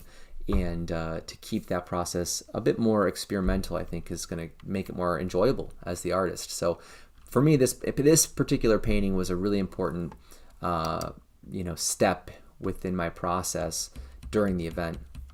So then I did that in the morning, and the next day, so this is Tuesday, so then in the afternoon, I was expected to be in the central neighborhood area, and I got to my location where I had started this painting I think the day before, on Monday. So on Tuesday, I already had blocked in the composition. I knew my vantage point. I knew what the focal hierarchy was going to be. I knew my concept. I really wanted the foreground to incorporate a lot of dappled light, which I had seen the first day. Now on Tuesday, we had more clouds and it was more overcast, so everything was more diffused and the contrast really wasn't there in the foreground. So I focused more on the horizon area and even taking things from the sidewalk. So I was really trying to find more of the local color of the environment. So I was painting the greens of the grass. I was painting the purpley gray of the sidewalk. I was trying to paint that brownish hue of the trees, the oak trees, while also trying to correct some of the proportions of the information along the horizon, which kind of became the focal point, I think. Everything in the painting, to me, when I look at it, is leading us towards this little narrow channel of space between the two buildings, which, again, if you've been following my paintings for a while, you know that space and distance and this feeling of vastness to narrowness is really an important sort of theme for a lot of what I choose to paint, and that relationship between navigating something that feels very open to something that feels very cramped, to me is very interesting, and that's where composing becomes a very important step in how much of an object I'm allowing to have space or presence in my designs. So I was there working and I met a few people. This area was less sort of popular. I really didn't meet that many locals or other artists. I did paint with Mark Mahaffey. I can't remember how to pronounce his last name. He's local to Michigan. I think he's in Empire, which isn't far from Traverse City. So anyway, we got to chat and get to know each other a little bit more. He was painting on the next block of this area, probably about 40 feet away from me. So we weren't side by side, but we had some opportunities to chat, and he got to meet Megan while I was painting. So that was really nice. I did get to meet someone, though, who's also a painter, not with the Paint Grand Traverse event, but another Michigan-based artist named June. And he is based in Detroit, but he has another home in Traverse City, it sounds like. And he's a professor in the interior design program at the College of Creative Studies in Detroit, which is a really good art school if you're in that eastern side of Michigan, or if you're in Michigan, or even if you're not in Michigan, it's a school that you should definitely just look up and see if it's something that might be a good fit for you, if you're going to school or if you're thinking about art school.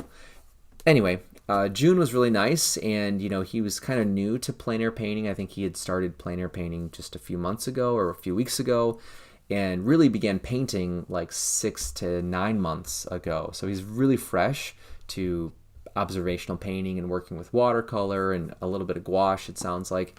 But he said that he had looked up the artists for the Grand Traverse event and had found a few people that he wanted to meet and maybe learn from while he was there during the event. So I was one of those artists that he had kind of circled specifically for my compositions and my designs. He said that's really what drew me to his work, or other way around, what drew him to my work.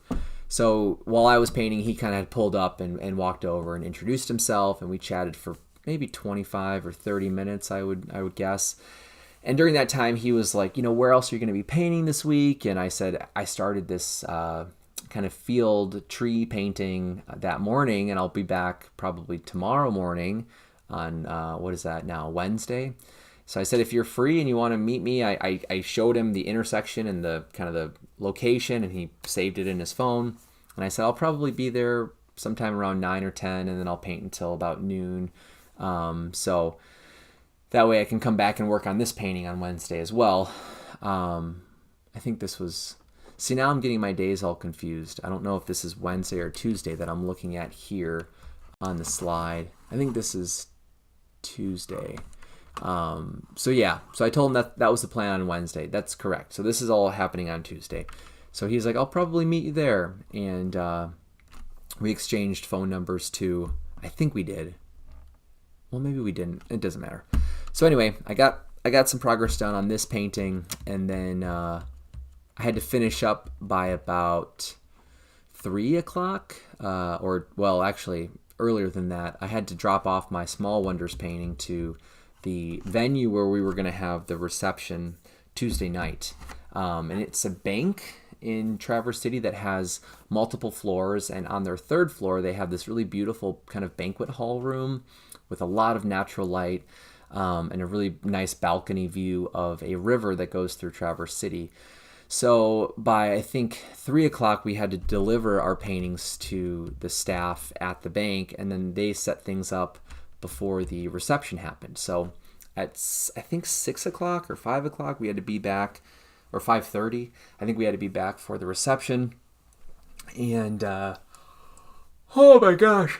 Oh, sorry, I'm yawning so much. My sleep schedule's been kind of out of whack the last 4 or 5 nights because of my workshop. So I'm still finding my rhythm with getting enough sleep. But anyway, this was sort of the view of the venue. You can see that on the bottom left. And then again, here's my painting right before I turned it in. And I'm very happy to share, and I'm very honored to share that my painting received the top award for this part of the event. So they had, I think, 3 or 4 awards to hand out, maybe 5. And my little flower shop painting received the Best of Show award for the Small Wonders event. So it came with a $300 cash award, and then I think there's a 1/4-page ad for Plein Air magazine. So I get to keep putting my name in the magazine and putting some of my work in the magazine with that award, which is pretty cool.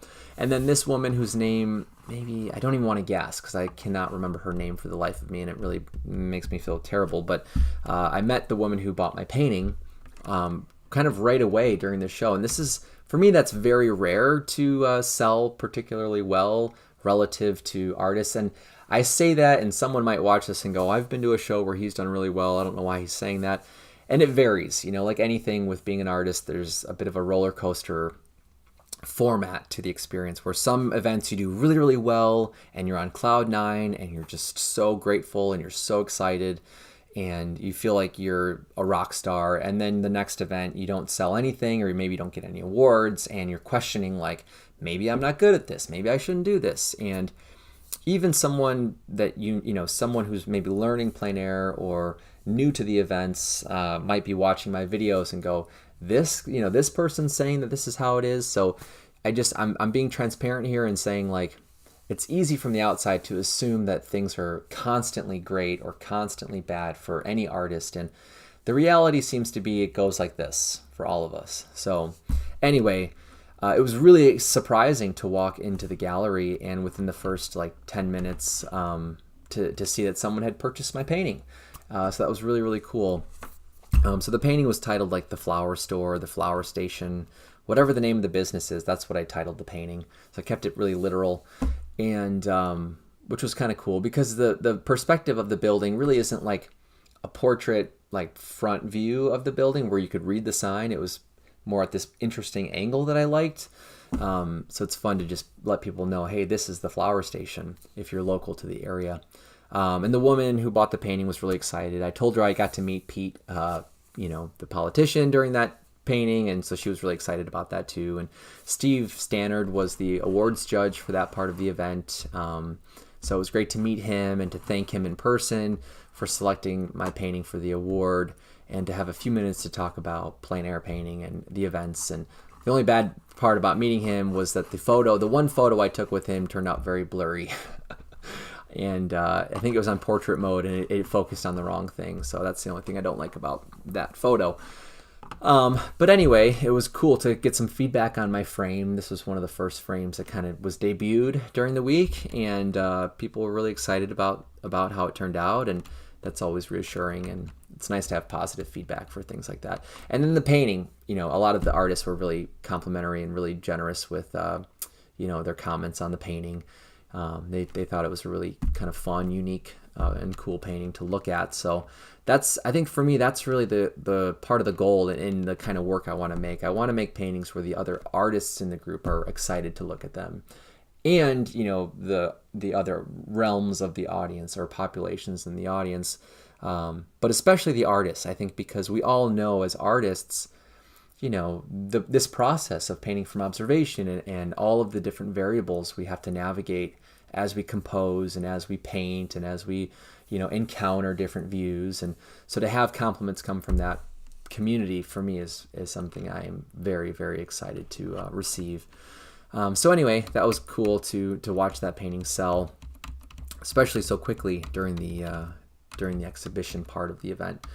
And then that evening, kind of to celebrate, I went out to eat with Megan and my friend Thomas Moberg, who is a UW Stevens Point alum. He and I overlapped for 1 year at Stevens Point in the art program. He was coming in right as I was graduating.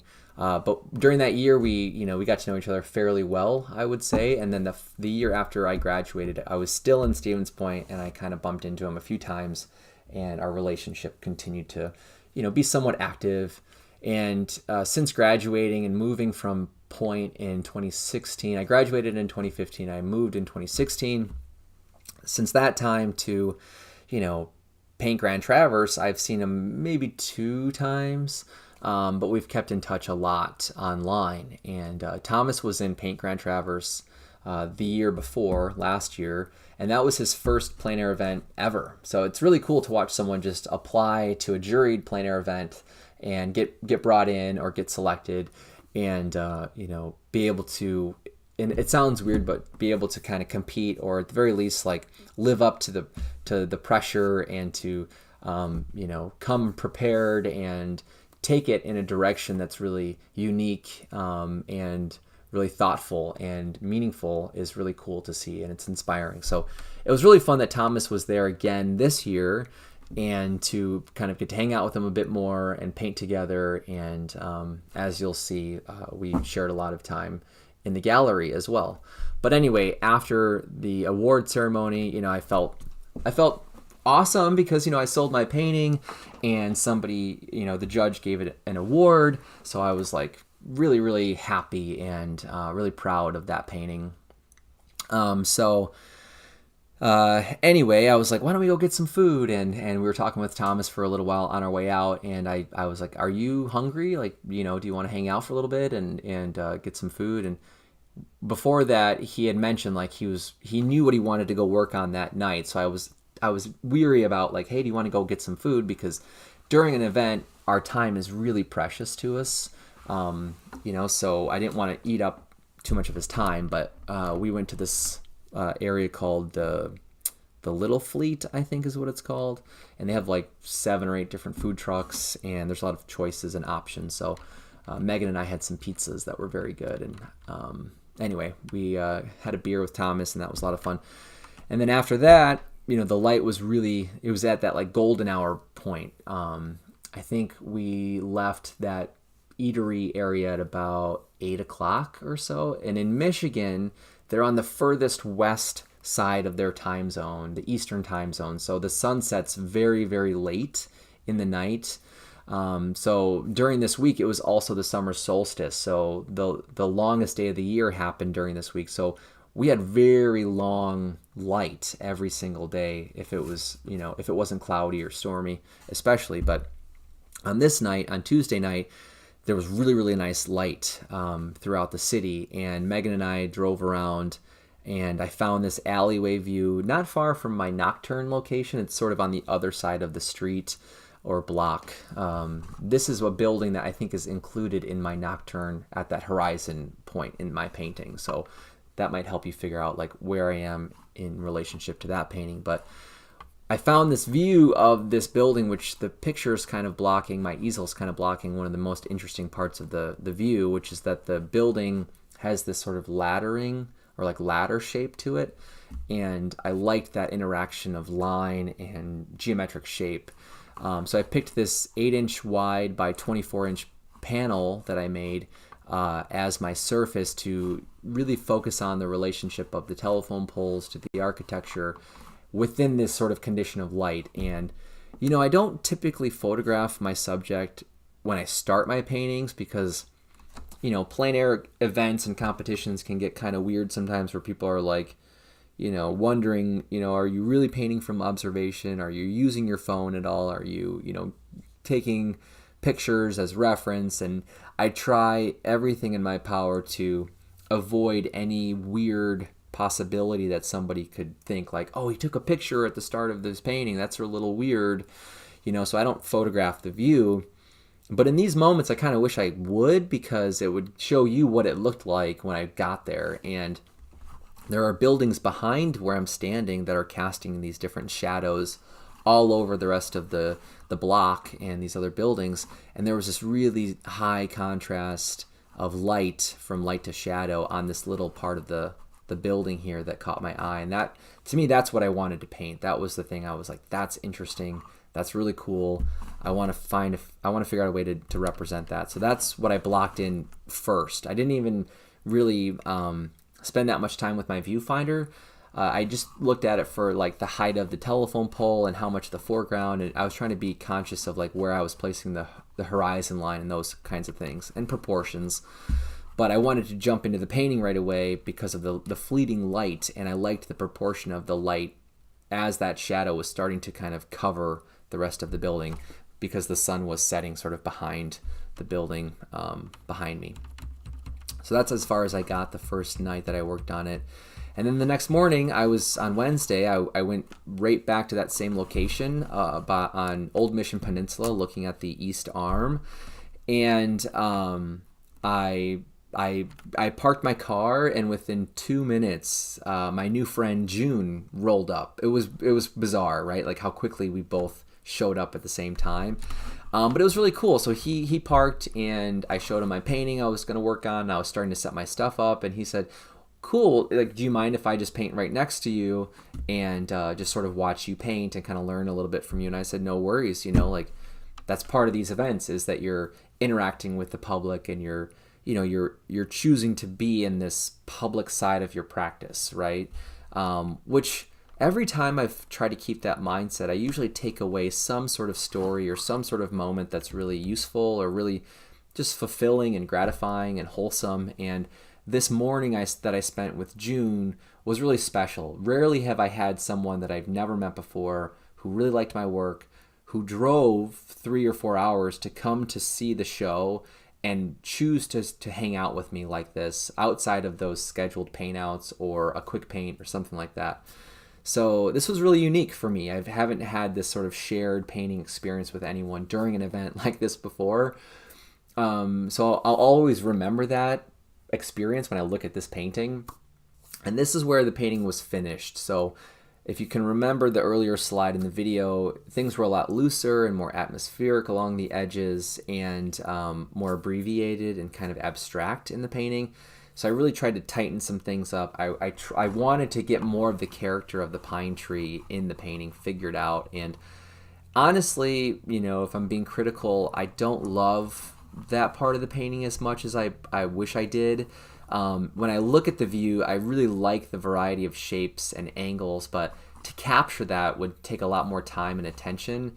And this painting had 2 fairly short sessions compared to most of my other paintings. So I just never really was able to get to that level of variety and character and detail.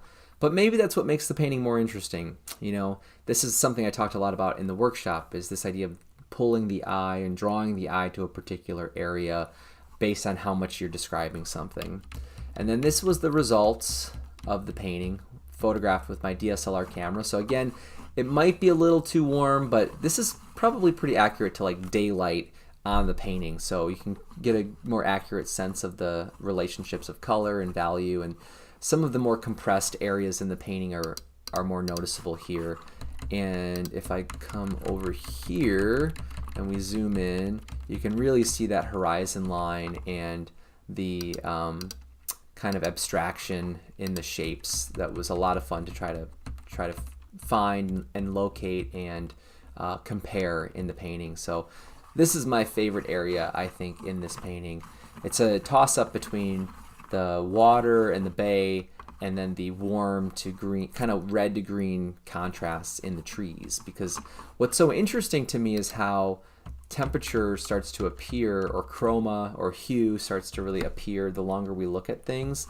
And I started to notice these warmer shadows along the base of the trees.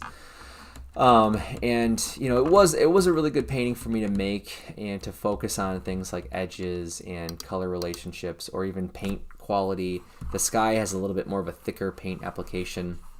I think because I was working so loosely in how I was applying the paint, I ended up using a lot more paint, and there's more on the surface to really discover and get excited about. So those were the things I liked about the painting. This is a picture of a artist, a wood turning artist, specifically named Pete, whose shop was actually like 40 feet or 50 feet away from where I was standing. And so he saw us painting and came over, and he came and talked with us twice while we were painting there for like 2.5 hours. And he ended up showing us some of his work, this wood turning functional ware that he creates. So this is a plate that he created.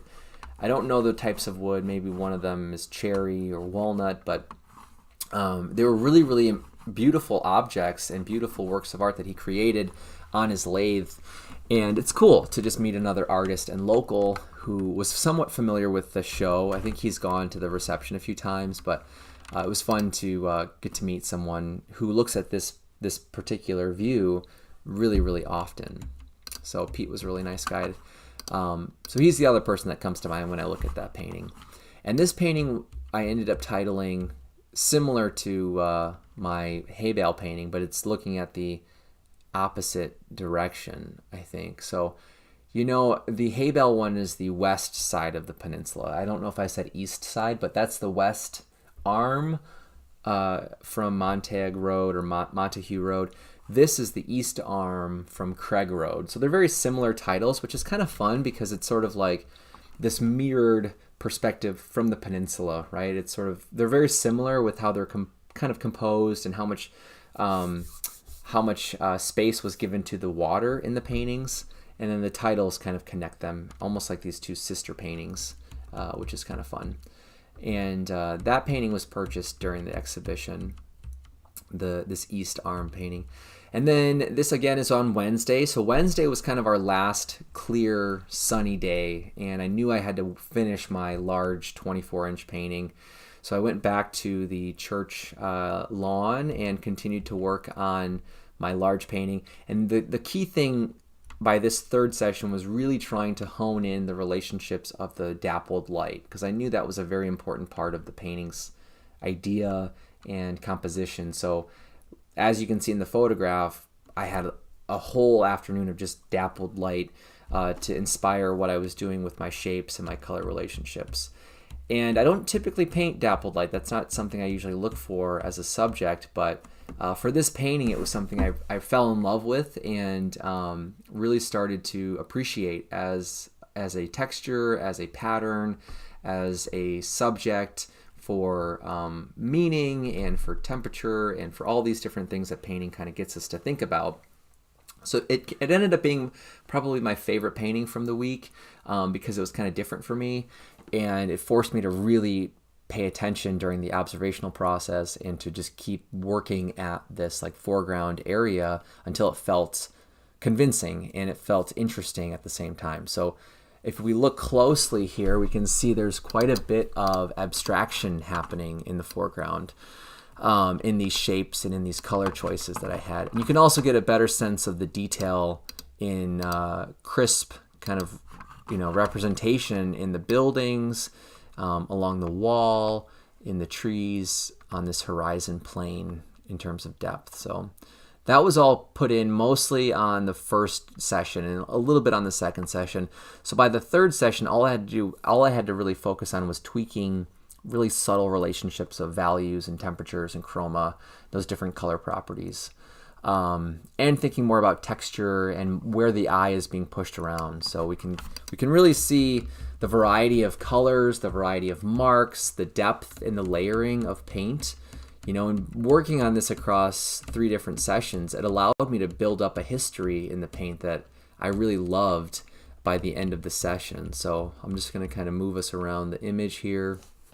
That way you can get a closer look and feel for, the texture of the paint and how it feels visually on the linen, and how I was playing with abstraction and simplifying shapes, and really trying to convey things like temperature with shadow to illuminated surfaces. And I'll pull us over to this side before I kind of scroll down or zoom out to show you the foreground again. And this painting was titled, or is titled, the Bagaris, which is a family last name. It's the family apparently that lives in the house behind the fence. And I learned that from a neighbor who lives in the house behind where I was standing. So there was a guy on a bicycle with this like Thrasher, Traverse City kind of shirt. So he kind of had this like skater, surfer vibe, which was really cool. And he was on this like vintage bicycle, and he saw me painting and came over and started sharing some stories about this place, and letting me know like who the family is that lives in that house. And I told him that like this wave pattern on the mural of the wall is what stopped me and brought me over to want to paint this spot. And that's when he was like, oh, that's the Bagaris family, they painted that such and such years ago. And I was like, Bagaris, I'm like, that's an interesting name, like how do you spell their name? And maybe I'll use that in the title of the painting. So the title is The Bagaris Wave Wall. It's a long title. So it's The Bagaris Wave Wall Keeps Dancing Sunlight and First Kisses. So it's a very like, narrative kind of title, storytelling kind of title that I think prompted a lot of viewers during the exhibition. Like, I wonder what the story is here. And I know the awards judge for the reception mentioned that too. Like, there's this interesting, long, kind of crazy title. And it's kind of fun when you meet someone who's very familiar and local to what you're painting, and they share their perspective of the subject. So this guy whose name is Matt, I don't think he ever gave me his last name, but his first name is Matt. And he rides this cool like vintage bicycle with like just plastered with these cool stickers. I don't know how old he was, but if I had to guess, he's probably in his late 40s maybe. And he's been living in Traverse City his entire life, he said. And he actually was not born in, but like basically raised from birth in the same house that he's living in. So, I mean, this is someone who knows this particular piece of our planet probably better than any other living person, arguably, right? So he was like the perfect person to come up and start talking about this place. So he told me about the family that painted the wall, and then he told me we were talking about some other things like the event and the show and his friends who are painters and other painters who have been in the show that have painted this spot, which there was one other artist whose name I don't remember, who painted a similar view, just a little bit more from the right vantage point, looking more at the street as opposed to the lawn. So it'd be kind of cool to see our paintings together. Anyway, Matt said that right before he kind of left, he was like, actually kind of, he's like, hey, kind of a funny story. He's like, when I was like 11 or 12, when I was a little kid, he's like, I actually had my first kiss sitting on top of that wall, this wave wall, but it wasn't painted a wave. He's like, sitting on top of that brick wall, I had my first kiss. And he told me that story and my jaw just kind of dropped. I was like, holy crap, you just gave me this lightning bolt of the personal, right? And anytime we make paintings, we're always dealing with this relationship between what's personal and what's universal. And he gave me this like supercharged lightning bolt memory of that personal to universal, right? And it made me feel like everyone kind of has moments and places where you had your first blank, whatever it was. It's like, that was where I had my first blank. And you never forget some of those things, right? So for him, he told me that story, and it just felt like all of a sudden the wall was no longer this like just kind of pile of bricks and this, latex paint on a bunch of bricks. It was this place that was so important to someone, and it felt super, universal, that feeling of like you get older in life and you change and things change and people change, your emotions change, your mindset changes. All these things keep changing, but some things are still there, right? And every time you see them, it takes you back to that first thing that happened. So when he told me he had his first kiss, I knew, I was like, that's part of my title. Somewhere, somehow, I have to have that in the title of the painting, because it's such a unique and special thing that brings so much value to the experience I had when I made the painting. So yeah, the painting is titled "The Bagaris Wave Wall Keeps Dancing Sunlight and First Kisses," because so much of the painting is also about this dappled light and this like these patterns of moving light in the foreground. That for me, that was a big part of the experience in making the painting. But between the Bagaris name and then his story, I've sort of Frankenstein this title together. Not easily, it took me like 5 different drafts to come to that structure of that title, but Megan can attest to how much time I spend sometimes, not all the time, but with those kinds of titles. They take a lot of time going back and forth, kind of editing them. Like, does it sound better if I use this word? Should I use that word? And poor Megan was like trying to sleep the night before I had to turn in the paintings on Thursday. And I'm sitting there with my like certificate of authenticity and writing the stuff on the back of the painting, debating like, does it sound better if it's, the Bagaris wave wall holds this, or the Bagaris wave wall, saves this. Like, that's where I was at with that one word, keeps. And I think keeps is such a powerful word, where it feels like this wall or this object or this environment and space is in its own way, it's collecting its own things, right? It's collecting its own history of time and its own history of special moments for the people that interact with that space. And as a plein air painter, every year I start to realize like what we're doing is recording space within such a specific frame of time, that there's so much we can say and so much that we can take away from that experience of painting. And the object that documents our time is the painting, right? That becomes like this archive of that time, or I'm sorry, not archive, but artifact of that time. And this painting, I think, is my favorite painting I made for those reasons, right? It became so much more than just a painting that looks like the place, or that's dappled light, or that's this, elongated foreground and, skewed kind of, scaled back perspective. It's really this personal place that is home for certain people. And that's what we're doing when we travel. We're painting someone else's home. And if we're lucky, those people appear out of thin air. That's what it felt like. This guy just like poofed, and just appeared out of thin air on his bike with his trucker cap and his like crazy stories and like his super tanned surfer skin. And just like, he was like the perfect person to enter my process at that time and pull me into this like other way of thinking about painting and thinking about my role as an artist, or my responsibility as an artist, and what we can really do when we're plein air painting. So anyway, that was on Wednesday night. So then on Thursday, I was keeping an eye on the forecast. I knew that Thursday was kind of a crapshoot day. We were going to have very cloudy, overcast light. It was going to be raining throughout the day, and I knew I wasn't going to be able to work on any of those other paintings other than my Fishtown painting, because that was very similar lighting that day. So I knew by like Tuesday or Monday, I was like, okay, I think Thursday will just be my Fishtown day, and then we'll just see what happens the rest of the day. So again, that's like a 45-minute drive one way to get there from my host's house. So I knew a lot of the day was going to be spent in the car driving.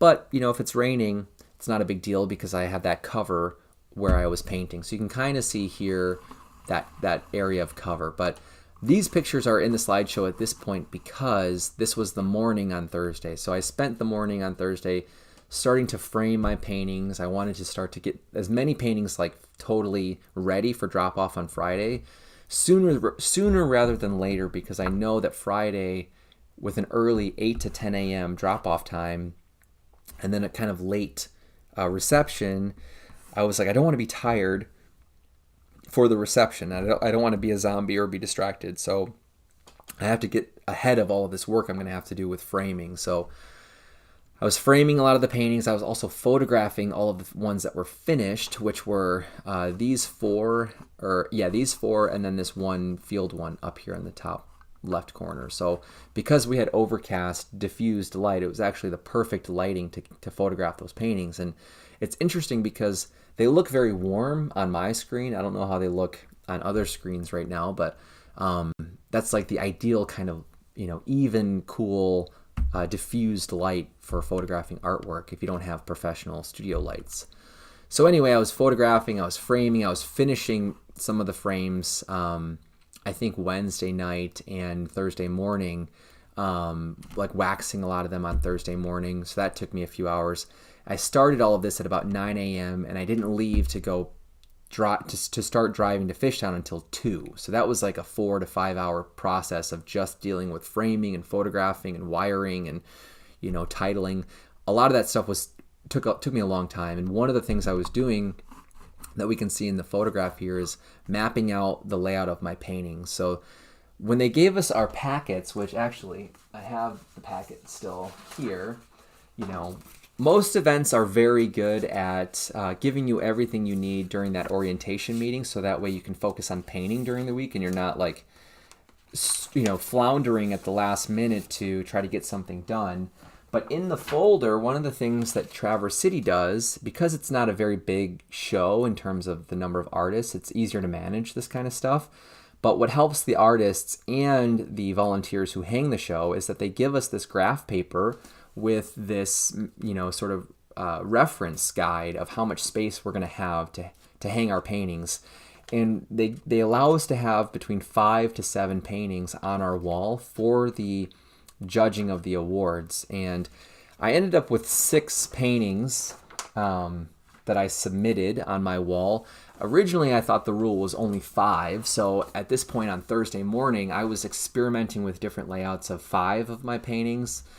And I had like 7 different arrangements, moving different paintings to different sides or from top to bottom. So I measured and taped off in my host's garage what that space was like. And I was doing everything on the floor. And I was photographing kind of like my phone like this on the floor or of the floor. And it was getting really difficult to see the paintings in terms of the height from floor to ceiling, on the wall. And I was like, I really want to get a feel for like if this smaller painting's at the top, are those details going to get kind of lost?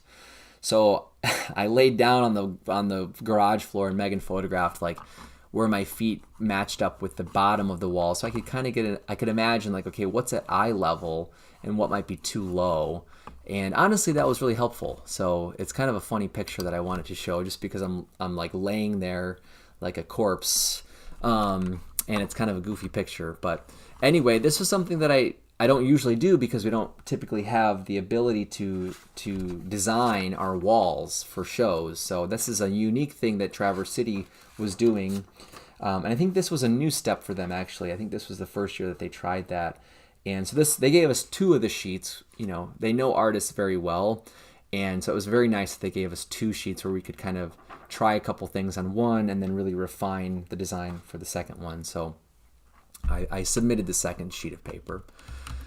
So after I was doing all of the photographing and arranging my design for the wall, then I left to go back to Fishtown and work on this Fishtown painting, which was mostly finished. It's hard because we don't have a reference from the first session. I didn't do a good job of photographing that painting, but if I zoom in here, you can see a little bit better what I was looking at. So my focal area became the docks and the boats in this little channel of the water.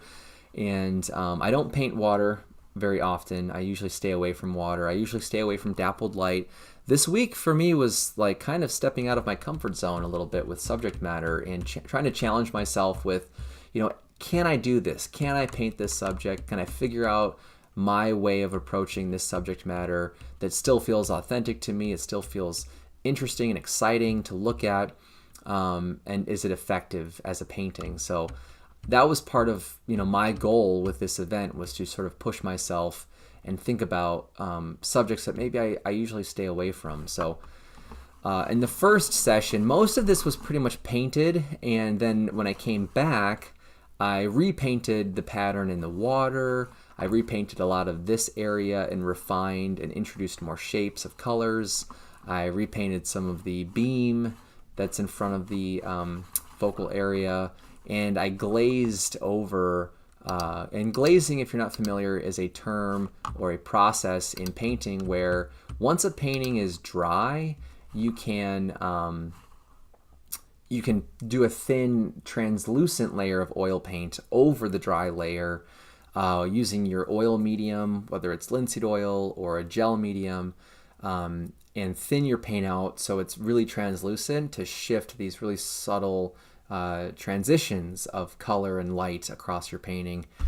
And so part of what happened after I finished the first session is that I felt like every area of the painting was very even and very similar in the character of those relationships of light and contrast and chroma. And it was really hard to decide, where am I trying to push people's attention in this composition. I liked the composition as an armature. I liked the big shapes to small shapes, the organic circle shapes to the triangular, and the verticals and horizontals. So there was a lot that I was working with and interested in, but in terms of those shapes, where was the hierarchy of the design? What was really trying to become the main sort of area that I wanted you to come to and really look at and think about? So during the week, while the painting was drying, I was looking at it and going, I think this is what I want to be the focal area. So I had to find a way to weaken the contrasts of color properties in this foreground wall. Like, I didn't want this to be the focal area, especially because this life preserver is like right smack in the middle of my design. I kind of felt like I was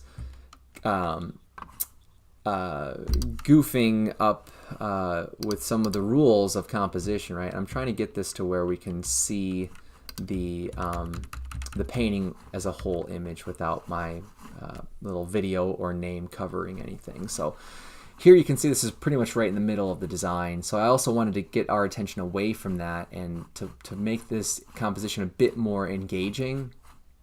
So I glazed over all of that, and it really started to help separate those two zones of the painting. But after I glazed over all of this with like an umbery, like alizarin color, then I went back and started to just very subtly try to describe the light effects on that life preserver. So because I'm under an overhang, it's catching light from different areas. It's catching the bouncing light off of the patio kind of deck plane down here. So that's bouncing up over in this direction. Some of the light bouncing off of the water is hitting the edge of the life preserver.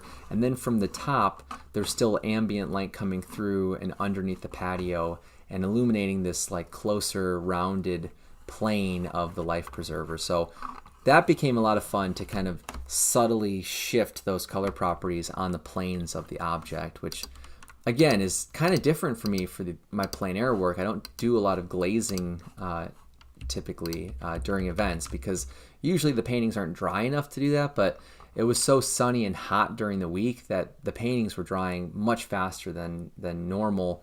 So it really just kind of organically worked out that I could do that technique on this painting. It wasn't a planned thing, but to me, I felt like it really helped make the painting more interesting and a bit more atmospheric and dramatic. So here's the painting side by side with the view. Some of the color and the values probably aren't as well represented in the photo as how they appeared. The contrast here, I mean, obviously this is all washed out and kind of blown out. It's very high key. So a lot that zone is a little bit, more middle value, middle key. So it's easier to see all of those things when you're standing under there, and the wall feels a lot darker. So there's a pretty dramatic contrast, and that became an element or a side to the painting that I really wanted to showcase. And I know that I'm already at the 2 hour, I'm over the 2 hour mark in the presentation, so I'm going to try to speed things up here a little bit because I have other things I also want to talk about today. And so this is that same painting of the alleyway. I think I ended up working on this 3 times technically, because I came back and worked on it a second time and then a third. Maybe it was only twice. See, this is where it's difficult for me to remember, you know, how far I'm pushing my paintings, or how many times I'm working on them. But this is the last session. So this is Thursday night, you know, before I had to get everything ready for Friday morning drop off. So I was out painting until probably 9 o'clock at night, which for me that's really good. Usually I'm still painting until like 10 or 11 if I have nocturne paintings to finish up before the deadline. So I felt like I was really ahead of the game than I normally am. And, you know, I was really happy with my results. And again, this idea of quality over quantity was really noticeable by this point in the week, where I was like, okay, I'm really happy with all of my paintings and what I was trying to do with them. And obviously there's things we still don't like about them, but as a whole, I was really, you know, kind of proud of what I was looking at in these frames. So by this point too, I had framed some of these paintings so I could see them, these Thursday paintings, I could see them in relationship to the frame to gauge like contrasts and values. Did I like how they looked in the frames? And you can see these are those handmade frames, the other style I was working with. So in this slide, you can also see that I was working in the frame, which is sometimes kind of risky depending on how you paint. And I don't do this, I try to avoid that unless I'm painting really slowly and carefully, which is how I was working with both of these paintings. Now I'm going to zoom in again just to show the details of this alleyway painting and where that ended up. So bear with me for a second as we're sliding around here. So you can see a lot of the information in this painting is really subdued and kind of graphic looking. I was trying to really get away with as much as I could in terms of variety. You know, I wanted to simplify a lot of the like architectural shapes of those telephone poles and the wires, and focus more on this area down here that has this you know, light contrast and the dumpster with all of the tagging graffiti artwork on it. So, you know, that's where I wanted you to really focus, which meant that I had to be aware of how much I was pushing the detail and contrasts of variety at the top part of the painting. So I like the way that the telephone pole kind of comes and goes and evaporates in and out of the sky in the painting. I like that it's more thinned out paint, so there's a lot of contrast just in the handling of the material and the presence of opacity to transparency. And these telephone wires, I painted those using this new kind of tool that's been very helpful as a straight edge mark making tool with my brushes. So you can use a piece of wood. I also have one of these like metal squeegee kind of tools that I'll sometimes use to give me a nice straight flat edge to make these architectural lines. So a lot of these are made by taking a somewhat thin small brush with paint and writing along the edge of my tool. And depending on the consistency of the paint, that mark is going to be more of a dry brush versus a very wet and flat and consistent kind of mark like we have down in these closer telephone wires. So it was kind of fun to notice that and experience that in the process, because half of the time I'm painting, I don't even really have a plan. I'm just sort of intuitively making decisions. And then after I do something, if I like it, I try to remember like, wow, that worked out really well. I should keep that in my back pocket for future situations that are similar. So this is where I focused most of my time and energy on the painting, and it was a lot of fun to really look at the contrasts along the doorway in color and values. So I was really thinking about temperature, playing a lot with color theory relationships and some of the things I teach in workshops. So it's kind of a fun example now of relativity in color and how we can drive or emphasize a certain lighting effect through color theory and relationships of color. And then this was the other area I really focused on. I wanted to pull this sense of depth by really trying to render some of the details and textures of the dumpster. And it's kind of fun to elevate something that's so like, you know, like not valuable or taken as like not a like, you know, admirable or honorable subject, kind of. Not that that's like the whole concept of this painting, but to kind of come to that moment by being excited from the visuals of the characteristics of the object. So I wanted to paint this because the graffiti was really cool, and I liked the color of the yellow to the greenish grayish blues to the baby blue, and the angles and the shapes, and trying to convey that like spray paint mark making, where if you make a line and you cross that line again, the moment where those two lines intersect is usually more flat and opaque, and then the spray paint tends to get more atmospheric and transparent, depending on the color and the brand and that kind of stuff. But I noticed that in the graffiti here, and like that subtlety was the thing that I really was drawn to, trying to convey in the painting.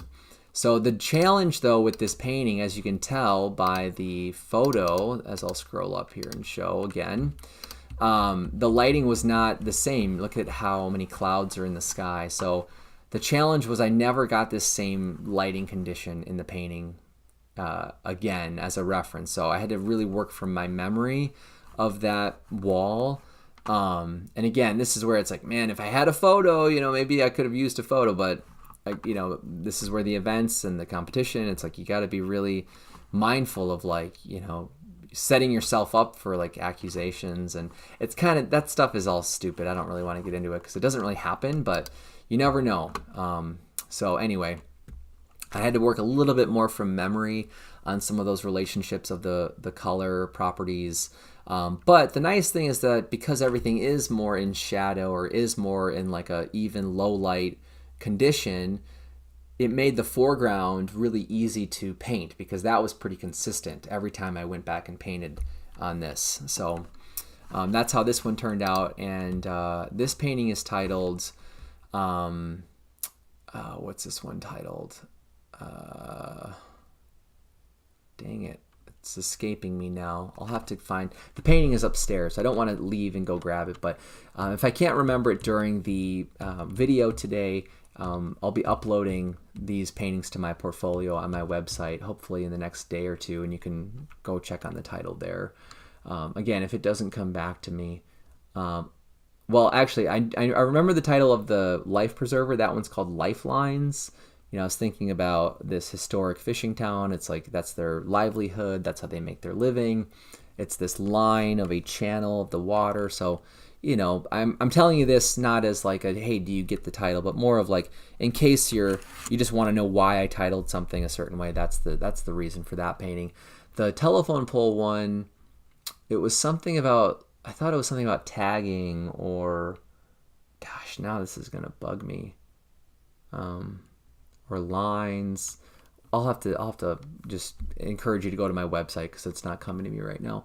But anyway, these were my 6 paintings that I brought in for Friday morning, and it was really nice to see them just kind of in context with the gallery walls, and you know, in the grouping of all the other paintings, you know, because we kind of drop things off and we give them our layout excuse me, for our wall, finalize any details, and then we have to leave for the whole afternoon while the judge, who was Kathleen Hudson, a very good painter, very nice artist from Colorado, while she was there going through the show and making her selection. So I think they block out a lot of time for that to happen. So it gives us the day, that kind of afternoon, to do what we want, to either go sleep or to make a painting for our hosts or to just practice painting, to do whatever we want. We don't have to be anywhere until the opening of the show at 4:30, where we were going to vote for artist choice. So this is where I kind of left my paintings in the gallery, and already people were really nice about, you know, the feedback, and they were like pointing to certain paintings that they liked, and I got to go and,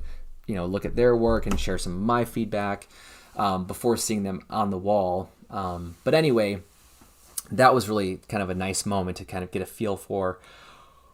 Oh my gosh. Oh. I apologize, I'm yawning so much today. That was a nice way to see what is the show going to kind of look like and feel like, and where can I maybe start to take some notes for my artist choice selection, because if you go into just the gallery and you haven't seen anyone's work, it's a lot. You're kind of overloaded. So it's nice sometimes to get a first impression and then come back and kind of double check certain things. So anyway, I was kind of taking mental notes on that responsibility I was going to be tasked with at 4:30. So anyway, that's where I left the work, and then I left the gallery and I went back to my host's house, and I tried to take a nap for a few hours because I was up super late until like, I think it was like 1:30 or something by the time I went to bed. But or maybe 2, or no, I think it was like 3 o'clock when I went to bed on that night, and I got up at like 7 or 7:30, or maybe it was like 8 o'clock when I got up. But anyway, I didn't get a lot of sleep, so I was really tired, and it took me a long time to title everything, to upload all of my information with all the paintings to their online database for their system. That took a long time.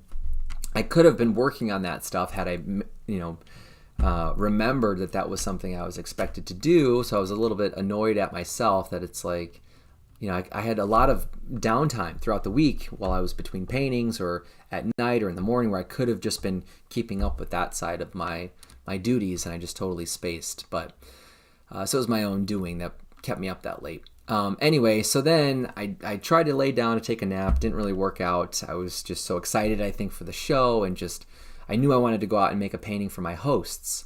So by like 1 o'clock, Megan and I said, hey, we're gonna go maybe relax at a beach to kind of throw off any idea that maybe we were gonna make them a painting. And we ended up going to this little winery. I say little, but really they're massive wineries in Traverse City. And this was on Old Mission Peninsula. So I wanted to pick a spot that was on their peninsula where they lived, because you have two peninsulas and they're different. They're similar, but they're very different. And it'd be weird to give them one from Leelanau. Not that they don't like that peninsula or spend time there, but I thought it'd be I can't even talk. I thought it might be more enjoyable if it's their own sort of like front yard, essentially, up the peninsula. So we went to this winery called the Bonobo Winery. They have this big monkey, chimp, or ape kind of mascot as the Bonobo Winery. And this is painted from their patio, looking out at the vineyard. And I like how this painting turned out. It's kind of a cool, small, little painting. It's 5 by 7 inches, and this is in a JFM frame. This is not a handmade frame, but I like how it looks in this style frame. There's enough complexity to contrast the simplicity and openness of the frame, and I like the leading lines of the 1-point perspective, and that like very tonal compression of values. So here's the painting side by side in the same lighting of the day, which on my screen it looks very dark. There was a lot more light that day, so hopefully it looks like that on your screen right now. And then I took a little selfie with Megan because it was just, it was really nice to just like get away from the paintings. And even though I made a painting, it wasn't like a competition painting, so it wasn't as intense. And just to kind of document that we got to spend that afternoon together, because we brought her bicycle with us, one of her bikes. So she had a vehicle to kind of get around while I was out painting. So I really didn't spend that much time with her during the day, during the event. And this was one of the few times we just were like at the same place at the same time during the day. That was a lot of fun. So it was that was probably the highlight of the event, was having Megan with me. But there were a lot of highlights, so it's hard to pick just one main one. Anyway, so then we kind of went back, took showers, and then got ready and went to the show. And excuse me, and that was kind of weird. And at 4:30, I think we had to be there to start voting for our artist choice selection. And that's always one of the hardest things to do at these events, because the more people you get to know, and you really like the artist and you really like their work, and it's just like makes it more and more challenging to pick like one body of work that is your favorite, essentially. And there's so many different ways that you can go about making that decision. So it took me a long time. I was one of the last people, I think, coming up with my choice, and I ended up going with Thomas's work. He's a good friend of mine, but his work to me is really unique and really different, and I feel like he picks things that are challenging. Not that other people don't pick challenging subjects, but I liked how he was pushing his practice in multiple different ways. So it was between him and like 3 or 4 other artists that I was debating with, but he was the one that I felt like he was doing some really unique things with his work, especially within the context of plein air. So I don't typically share those choices, but maybe it'd be something I could do more of at other events. I'll usually tell the artist that I voted for them, and I don't think I ever told Thomas, so if he watches this, that might be a bit of a surprise if he doesn't know that already. And the artist who won Artist Choice was Vlad Milan Duchev, and they never tell us the votes or how many votes people had, but yeah, so it's kind of fun just to say, hey, I voted for Thomas. I really liked his work. And then the award ceremony, happened. I found out that my painting, actually not me, my painting was awarded a merit award, I think technically. And Paint Grand Traverse has kind of a unique awards structure where most events you have like best of show and then either second place, sometimes it's first place after best of show.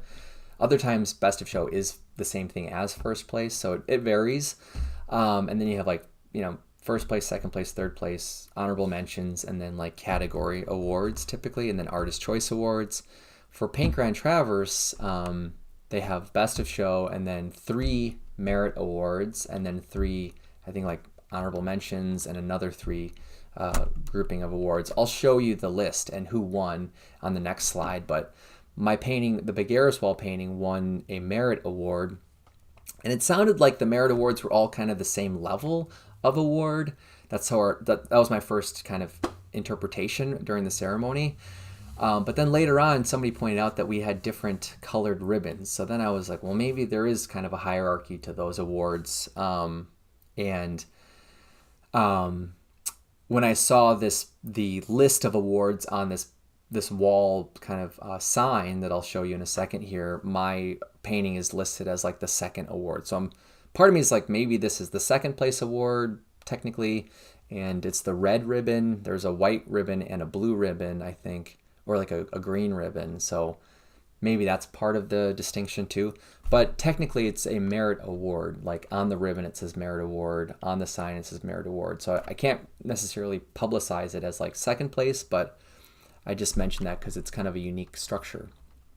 So then Megan photographed me with the painting and the award. So I was very happy that the painting was recognized with an award, and it was really nice to hear Kathleen's thoughts on the painting and some of the things that she thought were really interesting and unique, and just like this, she really enjoyed the way that the painting elevated this very ordinary scene into, or I think her words were like, into a work of art, and this more universal kind of larger realm for feeling and time and history. And the title obviously sparked some interesting thoughts and questions, so that was kind of cool to hear her share some of those things. I really like how the painting looks in this frame.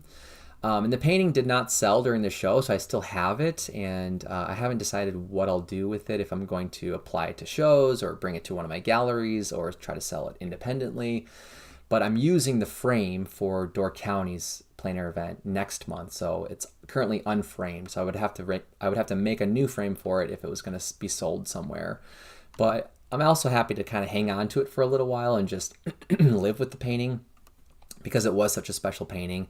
And it's cool to come home from the event with 2 new ribbons to hang up here in my studio. So I don't know if you've seen this little corner of my studio. I have all of my ribbons from the plein air events hanging there, and sometimes it looks very kind of pompous to do that, but it's fun for me to look up and go, wow, I've had a really good run, and I'm really happy and proud and honored that my paintings have attracted the attention of so many different kinds of painters who were brought in as the judges. I think that's, for me, is the thing I'm most proud of, is that there's so much variety in the work and the philosophies and the training and the subject matter from all of these different judges who have given my paintings awards, that it just makes me feel like the things that I'm making are really connecting on different levels, not just in style or subject matter, but in like the language of painting. And it just makes me feel very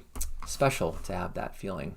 Let me go back. Oh, actually, I don't have to go back because I already zoomed into that Bigueras wall painting.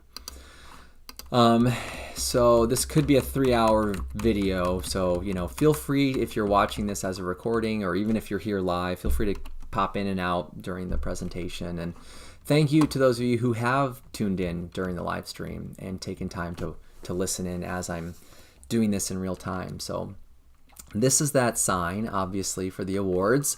So Neil Hughes won Best of Show for his painting called Rustic Reflections. I thought it was probably the best painting in the show. It's hard to say the best because it's like, well, I also like that person's painting. I also like this painting over here. But it was one that really, I thought it was his best painting and definitely one of the best paintings in the show. So I was very excited to see that he got this award. Compositionally, I thought it was really, really strong and dynamic. There was a ton of atmosphere through his relationships and like sensitivity of recognizing the relationships of color and light and other properties of the colors. I liked the way that he described a lot of the forms. Everything I've said so far is just about the painting and not what the painting is. So just to tell you, and you should go look up his work and you'll see it, in photographs, but the painting is of a section of Fishtown with stacking forms in the harbor kind of port area. So you've got boats and you've got docks and you've got buildings and you've got trees and you've got, the horizon line with the warm atmospheric light. So there's just a lot of different shapes, but he did a really, really masterful and effective job at arranging and connecting and composing all of those different areas of the design. So I saw the painting and I was very, very impressed. So it was really, it's cool when the judges agree with things that maybe you're already thinking. It's always kind of fun when that happens. The other Merit Award winners were Carrie Rees. I forgot how to pronounce her middle name or surname. It's like Ganong, I think, or something like that. I'm probably butchering it, so I shouldn't even have tried. Her painting is titled Ready and Waiting, and these are all artists that I encourage you to Google and find their portfolios because we can learn so much just by looking at someone's work. So definitely check out all of these artists' websites and paintings. The third Merit Award winner was Vlad Milan Duchev for his painting titled, I think it's Spectral Choir. I don't remember which of those paintings was that title. I think the Ready and Waiting from Carrie was one of her boat paintings. It doesn't matter. You should just go find their paintings, and that way you can see which ones won. Or better yet, if you go to the Paint Grand Traverse website, they've got, I think, the award winners either on the website and or on Instagram, so you can find the winning paintings there. Vlad, like I said, received the Artist Choice Award. Vlad Milan Duchev is his full name. So definitely, again, look at his work. And I really liked his body of work as a whole grouping. They were very cohesive. He definitely has his own mark-making kind of language as a painter. And I enjoyed the range and variety of subject matter in his work a lot too. And he's been very complimentary to my paintings and my frames every time I've met with Vlad. He's a very nice guy, and I think he also has a pretty active YouTube channel, so he would be someone to look up here on YouTube, actually. The first honorable mention went to Todd Schabel for his Beacon of Beauty painting. The next one is, I think Duray is how you pronounce her name, Wasim. Cooked with Fresh Herbs was her honorable mention painting, and then the third honorable mention was for Heather Ian Martin's Secret Stairs painting. Heather and I got to chat quite a few times during the event, and she's super nice, really, really great paint. All of these people are really nice and great painters. Some of them I got to hang out with a little bit more than others, so it's, I'm sort of talking more about the time spent than the quality of work here, but it was fun to get to know Heather a little bit better during the event. Mark Vanderven was someone I talked with a lot too. He got an award of recognition. So this is the third kind of category. So again, I think a lot of shows have best of show, first, second, third, honorable mentions, and then categories. But here we have best of show, 3 merit awards, 3 honorable mentions, and 3 awards of recognition. And I think the way they're laid out is sort of the structure of the way the judge is seeing, like, what are the paintings that I'm really excited about or really impressed by. Those are, it gets more intense, I think, as the list goes up. But they're all obviously really, really great painters making really great paintings. So it's not an easy task to be a judge for awards because, you're trying to be as objective as possible, but we're subjective creatures, right? Like we have tendencies and biases towards certain things. So I thought Kathleen did a really good job presenting the awards and really sharing her rubric as a viewer of the work, and giving all of us in the audience opportunities to see the work through her lens. And I think that's really important as a judge, to kind of remind everyone, like, hey, this isn't meant to be what we all should agree with. This is how I, through my experience and my training and my education, am understanding these paintings through the same rubric. And I think that's key too. You have to keep everything fairly consistent in how you're understanding the paintings.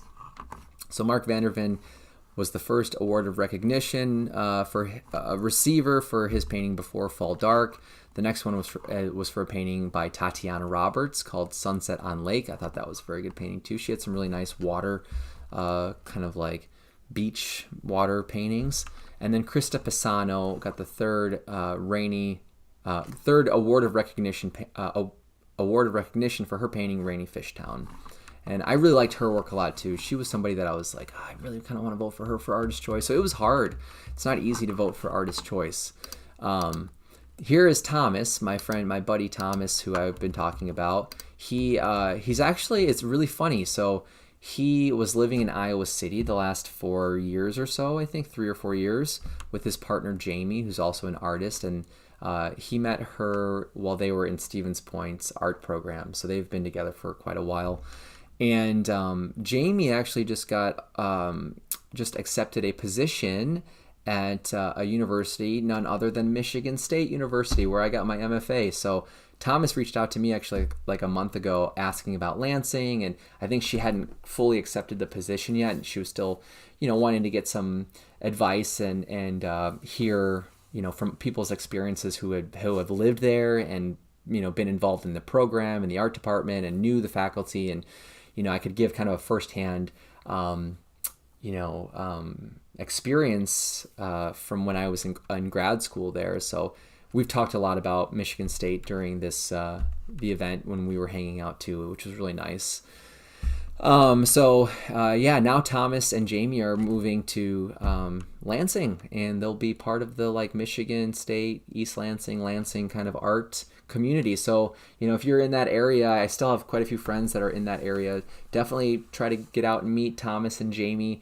Hopefully it won't take long for people to start to connect and meet, but you can kind of see Thomas's work in the background of the photo. So one thing that was really kind of cool about the show was that Thomas and I were hanging our stuff right next to each other. We didn't get to pick our spots on the wall, so it was just kind of a nice happenstance thing that we were right by each other. And Thomas, I think, sold 2 or 3 paintings during the show too, and it was really cool just to kind of catch up with him and connect with him. And obviously we're very close and comfortable around each other to take goofy pictures like this. And he's a really, really intelligent person and a really hardworking person. I have a lot of respect for Thomas.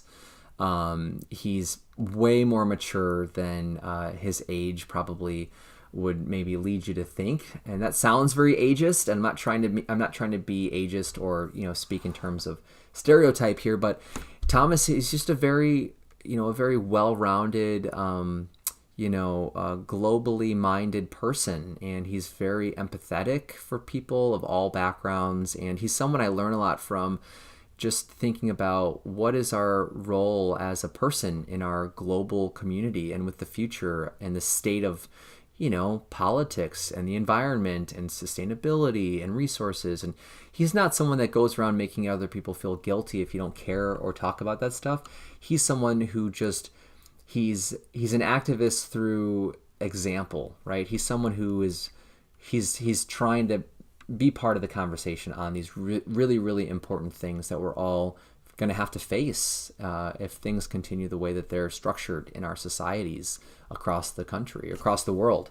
So anyway, he's someone I have a lot of respect for, and it's cool to see how he's been sort of dabbling with plein air events. I mean, this is only his second time doing a plein air event, and he's only done Traverse Cities, so it's impressive.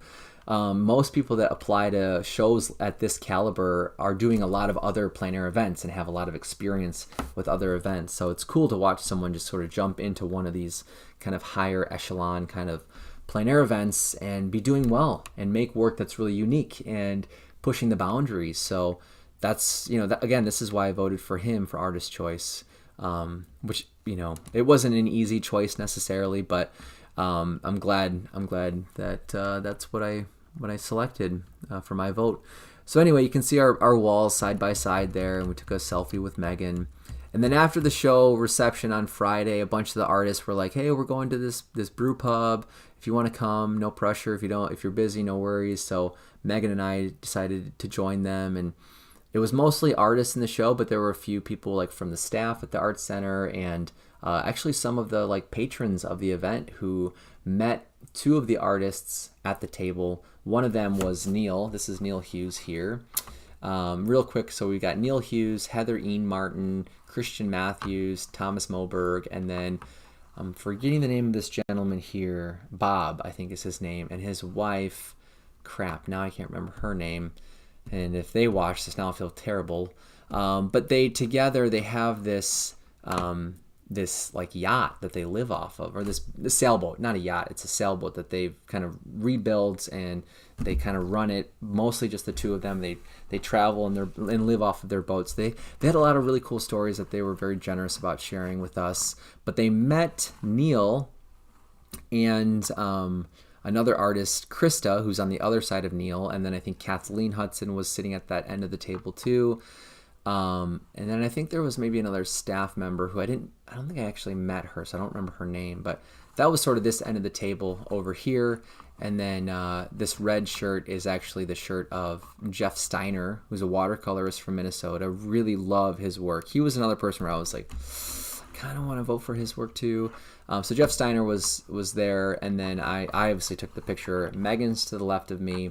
Michelle, who works at the art center, is to the left of Megan, and then Vlad Duchev was sitting next to the wife of the couple who has the sailboat, whose name, again, I feel terrible, I can't remember. And they gave me one of their cards, and that's floating around here somewhere. I wish it was sitting in front of me and I could remember her name right now.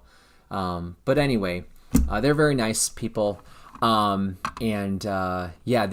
Krista Pisano and Neil Hughes on the East Coast, like in Maine or Maryland or somewhere over there a year ago, and they were chatting, and apparently Neil and Krista said somehow Michigan came up in the conversation, and they said, "Hey, we do an event in Traverse City in June, typically we try to get into that show," and they were like, "If you're ever there, let us know. We can meet up." And so this couple was like, "Yeah, we'll see you there," and like promise, like we're gonna be there.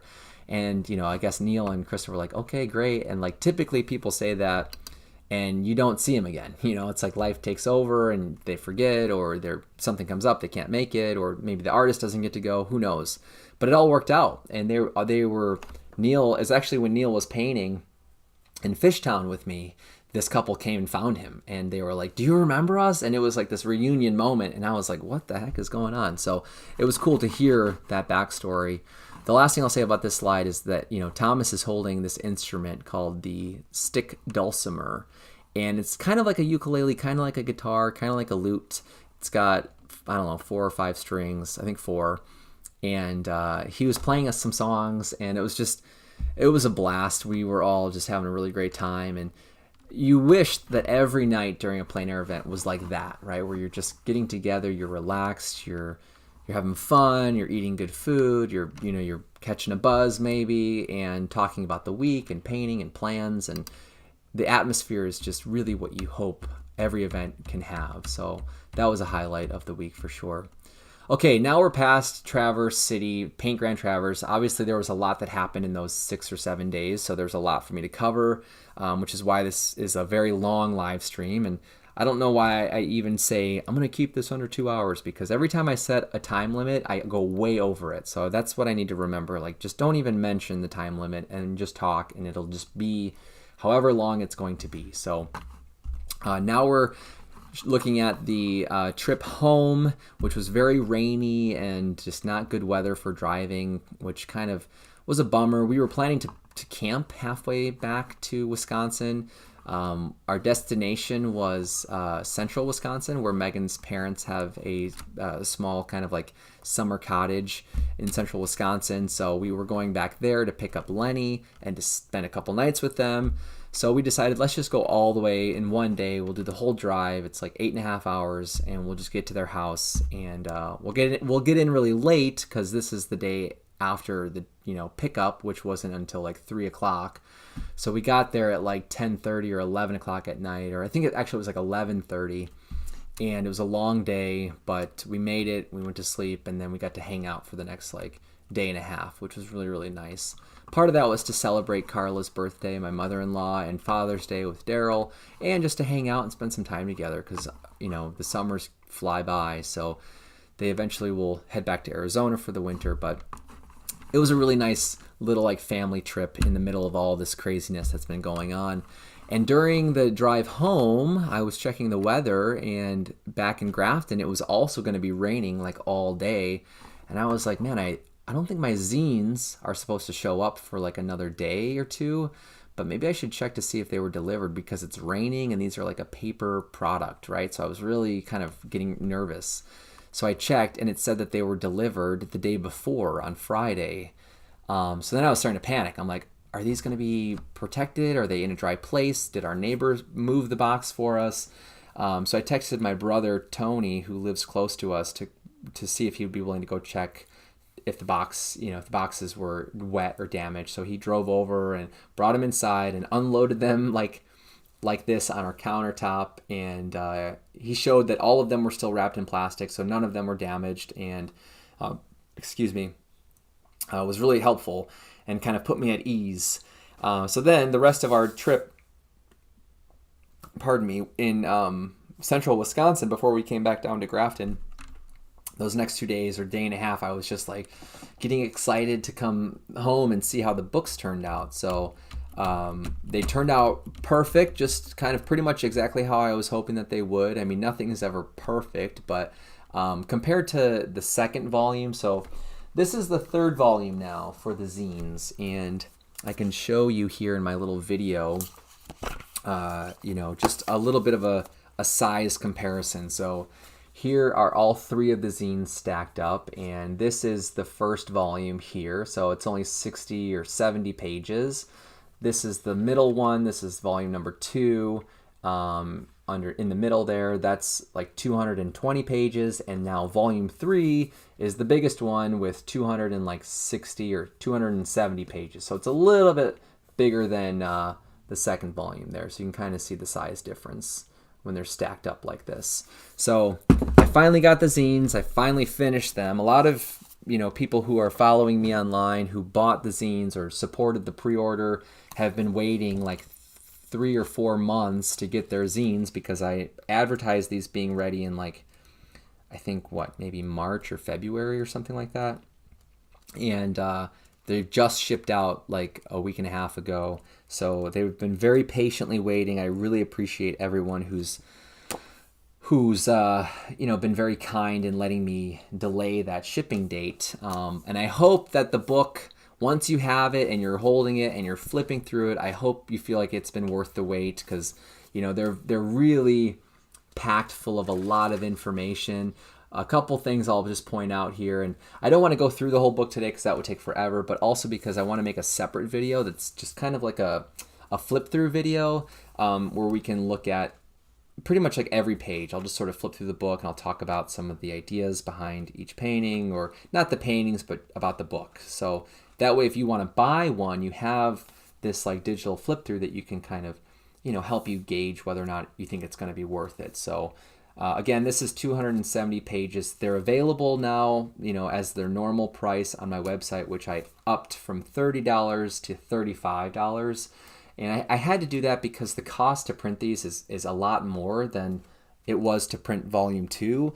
I was expecting them to be similar to print, the cost to print them, but because those extra pages are in here, it really made a big difference in the printing cost. So I have to make sure that I'm making this worth how much time I put into designing the book. So they're $35, but I think it's really worth it. This is a whole year of my portfolio in plein air painting.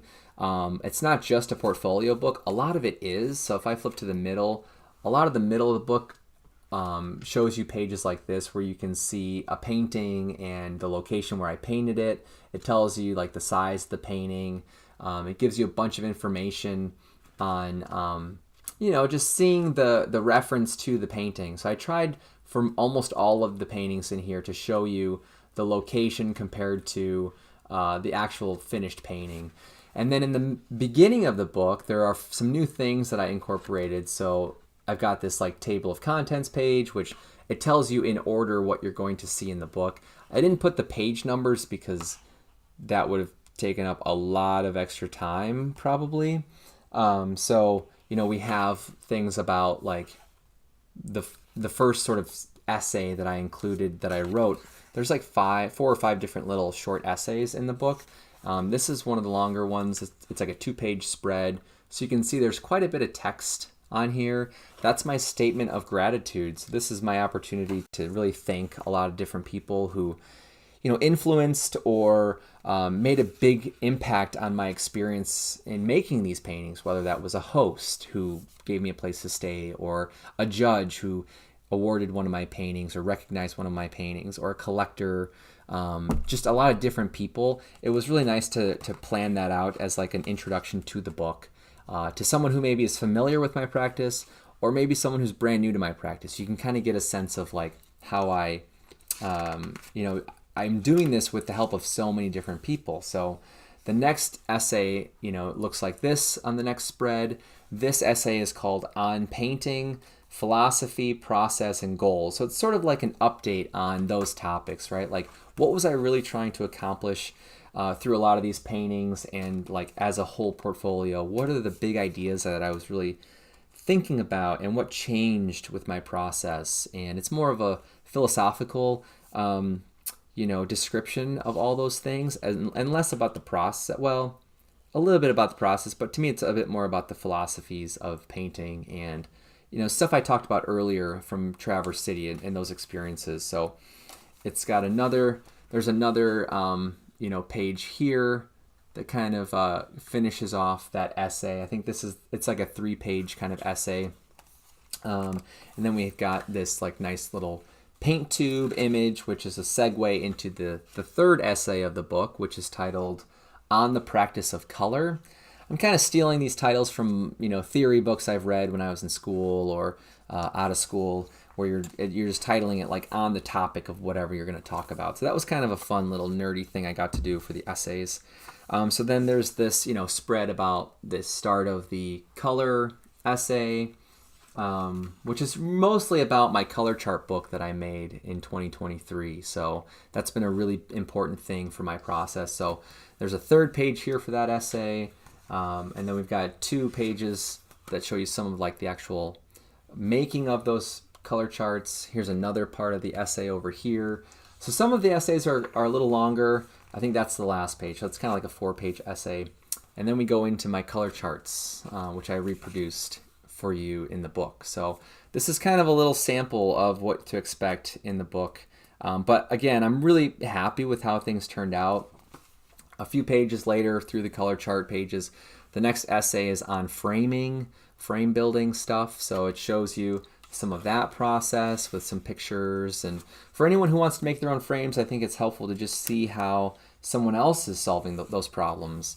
Here's another page. This is more of like my step-by-step process in getting the look and the finish that I've been doing on these frames, where I'm working in multiple layers of paint. There's certain tools that I've been using, so it kind of goes into more specific instructions on how I'm getting that finish for anyone who's been like kind of wondering how I'm getting that finish. It's in this book. So if you buy the book, you'll get some of that information too.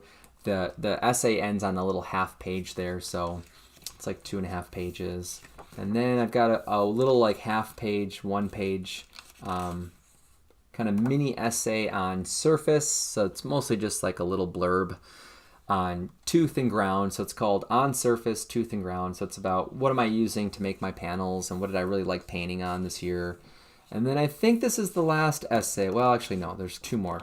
This is the second to last one. It's these 2 pages, and it's called Lessons from Teaching. So I was really grateful to have like 4 or 5 teaching opportunities through 2023. This gave me an opportunity to sort of stop and think about what did I learn as a teacher and what were the big things that really helped me grow as an artist through these teaching opportunities. So that was kind of a chance to talk about that a little bit, and also thank any of the organizations that brought me in to teach a workshop or to do a demo, and to kind of document where I've gotten to go and have been invited to share my process. The last page or essay that I'll show you right now is this little half page essay.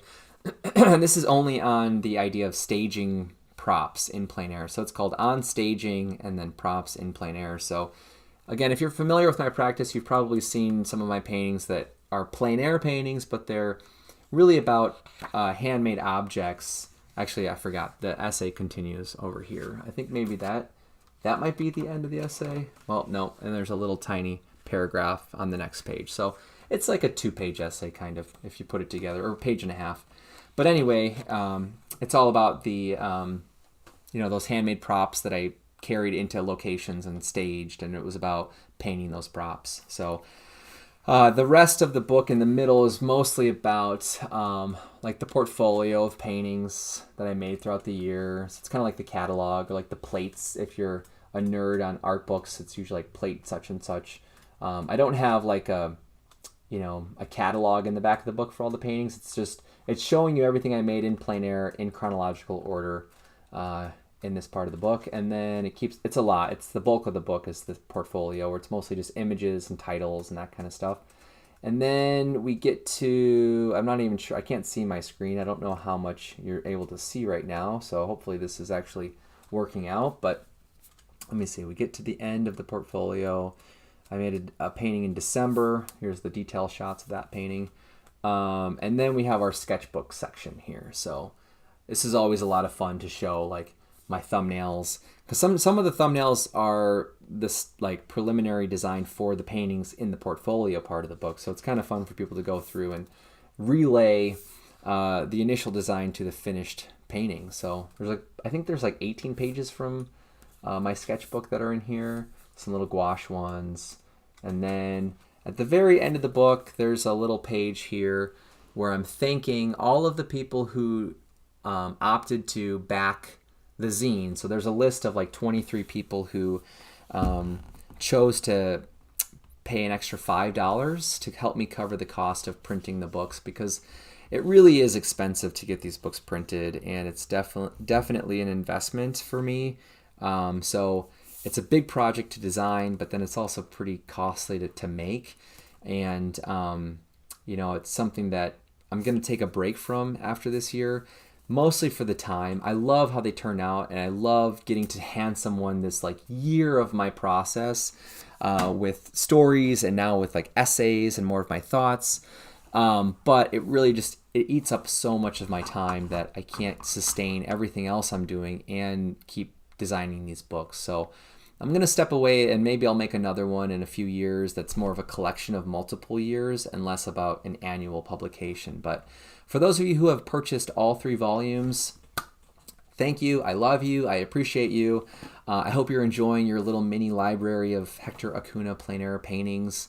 And I appreciate you being part of this whole journey that I'm on as an artist and as a painter. So I already got to ship out, I think, like 17 or 18 of the books to people who are not local. I have to meet up and find the time to deliver another like 8 or 9 books that have sold so far. And I just came back from this workshop that I'm going to talk about now as I wrap up today's video.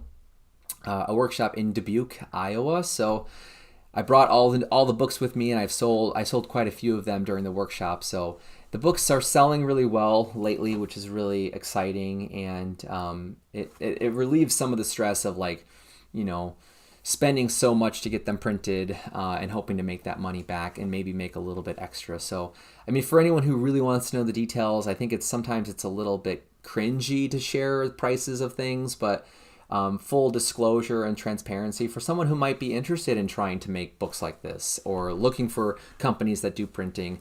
The math of my newest book, I ordered 50 copies of these books, and it cost me, with shipping and tax, I think it was like $980 to get 50 copies. And I've sold some of them at like $25. I've sold some of them at $30, and now I'm selling them at $35. And I haven't sat down and calculated all those, prices and what the revenue is yet. But if I sold all the books at $30, just taking an average, right, then I would make like a little over $500. And that's if I'm not paying for the shipping and that kind of stuff. So again, I'm saying that more as like a hey, this is the reality of this type of reproduction, because it is such a big book. They're pretty heavy to ship. There's a lot of pages and like ink and material to make the books, so they're not really like a money maker thing. So if you want to buy one, I hope that you really sense the time and effort that went into making the book, and just know that if you decide to pick up a copy or all 3 copies, that you're really helping my small business as an entrepreneur, kind of artist, independent artist, but not fully independent. With I have some galleries now, but these are independent projects where I'm fronting all of the investment and all of the cost and all of the time. So when you buy one of these books, just know that it really means so much to me to have your support and excitement and interest in what I'm doing. And I hope that it brings you so much joy and, just it can be this place for you to kind of get lost in the travels and the paintings and the stories and the ideas. And the goal is really to bring people into what I do, into what I make and what I experience and encounter, and to share that with you. That's why I do this, because so far with the volume that I'm able to afford to order, again, it gets cheaper if I order 1,000 books. They're a little bit cheaper per book, but I can't drop that kind of money on an order that big. So it's all very small, like self-published kind of project. So just keep that in mind if you buy one, or if you're thinking about buying one, that's the side of the experience that I've been going through. The last thing I'll show you is the back of the book. And my lighting on my phone right now is really terrible, so obviously you probably can't read this. This is just like a little bio intro for anyone who's never heard of my paintings or seen my paintings, or never met me, never heard of me. You can just turn the book over and it gives you a pretty nice little intro to who I am, where I live, where I went to school, some of my accolades, which is something that I'm getting a little bit more comfortable with, sort of advertising, like, hey, I've won this award, or I've been recognized over here. And I was raised to be very humble, and that's something I like in people, is when they're not bragging about things and they're not over the top, like self-centered. So as an artist, I've realized that people are not always going to have the time or know where to find out certain things that you've done or accomplished, and just giving that to them isn't the end of the world. So there's a little bit of info about like awards I've won and how I've been recognized. So that's in that paragraph as well. And one of the really cool things that I'm probably most excited about for the back cover is that I included a little QR code reader that works. I was super nervous that it wouldn't actually read and pick up on our phones, but it seems to work with no problem.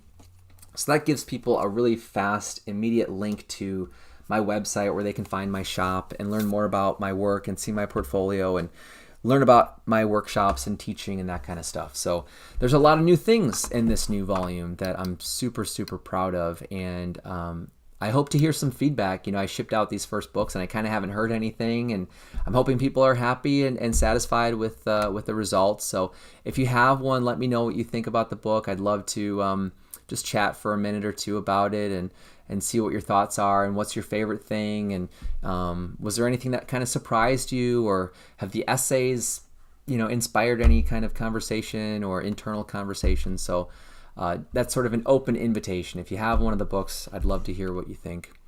Okay, let's go ahead and start to wrap this up because we're at 3 hours now. So the last thing I'll talk about and just show you kind of quickly here are slides about the 4-day workshop that I just taught in Dubuque, Iowa. So I was at Bluff Strokes, which is an event, a plein air event in Dubuque 2 years ago. And I had a really, really great experience. I had a lot of fun finding subjects to paint. I think the city and that area along the Mississippi, like, what do they call that area? Oh geez, now I'm spacing. I've been doing this too long today that now my memory is starting to fade. It's like the glacier area where it was not flattened and touched. Hopefully it'll come to me later, but anyway, it's very bluffy and hilly in that part of the country along the Mississippi River, and man, that's really gonna bug me. But anyway, there's a college there called Clark University. There's a few colleges, but the Bluff Strokes organization has some overlaps with some of the faculty that teach at Clark University. So there's this really healthy relationship between the organization and the event and the university, and they've allowed the organization to do workshops with artists that they bring in and utilize their studios for whatever purpose they need. So it can be a studio, it can be a critique room, it can be just a meeting room. So they've been very generous with their space in the summers. So when Wes Heitzman, he's been kind of like one of the main initial, he's not the only, but one of the initial founders of the event and like co-chairs of the event, when he had invited me to do a workshop and told me about this university thing, I was like, this would be perfect because I really like to teach with slides and present information through that format as like a structure to my curriculum that I design. And having 4 days was really, really exciting for me because I've only ever done 2-day workshops for painting and like plein air or drawing or value workshops.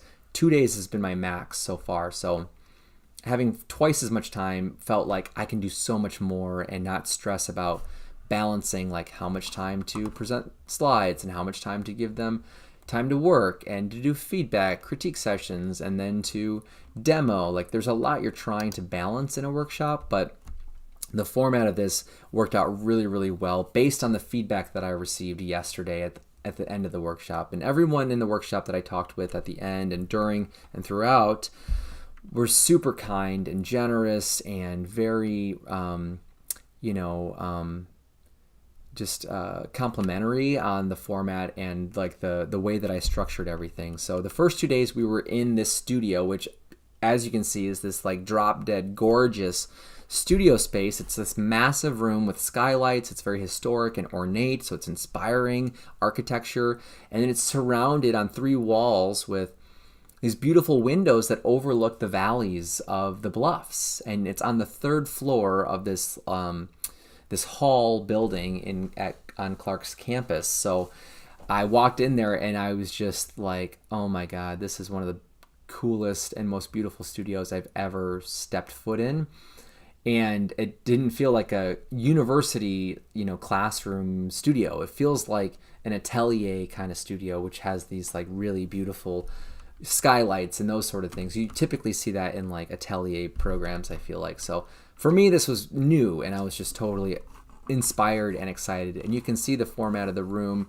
We walk in through these doors. I set up this crazy still life of random white objects that we painted from the first 2 days to focus on things like the abstract elements of art, like line and shape and form and value and space and texture and color, to see things as those qualities, not as a sheet or as a bowl or as a bottle. Like the goal was to get people out of seeing things as objects that they have a memory of or like a mental picture of, and just to see them as this arrangement of those abstract elements. So through a lot of presentations, a little bit of demoing, but mostly them painting like the second half of the first day and then like all of the second day with slides.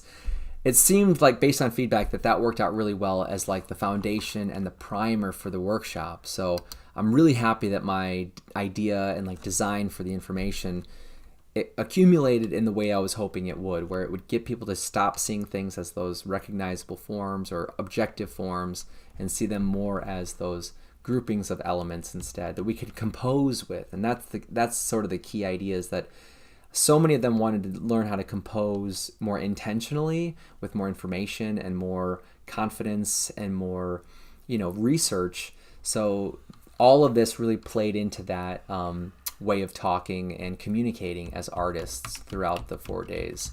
This was my demo that I made, and unfortunately, I didn't get to really share my full painting process of the demo. You can kind of see, not well, but it was sort of this upper diagonal kind of section is what I was painting. And I painted most of this on the second night. So everybody had left and I stayed for like 3 or 4 more hours and continued painting. And then I took everything down and packed everything up into my car. And so they missed so much of my process, but at least they got to see how I started the painting kind of, and then where it ended up. And I think we can learn a lot by seeing those 2 stages of a painting still, but ideally it would have been nice to have a full 4-hour session of me just painting and talking about what I'm doing. And the issue with that is that I start talking, it's like the live stream. I start talking and I'm like, that'll take me an hour and a half, and it's like 3 hours later, I'm like, oh no.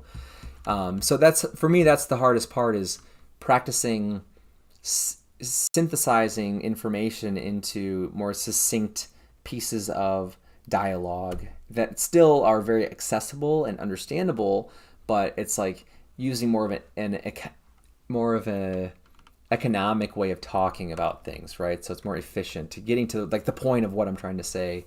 And that hopefully with time will get easier. But anyway, I'm still very pleased with the feedback I got, and I have to send all of them my Google feedback form that they can fill out, that I can use for research to refine my workshop, model, because there's a chance that I'll still be teaching 3 more 4-day workshops this year through the summer and fall.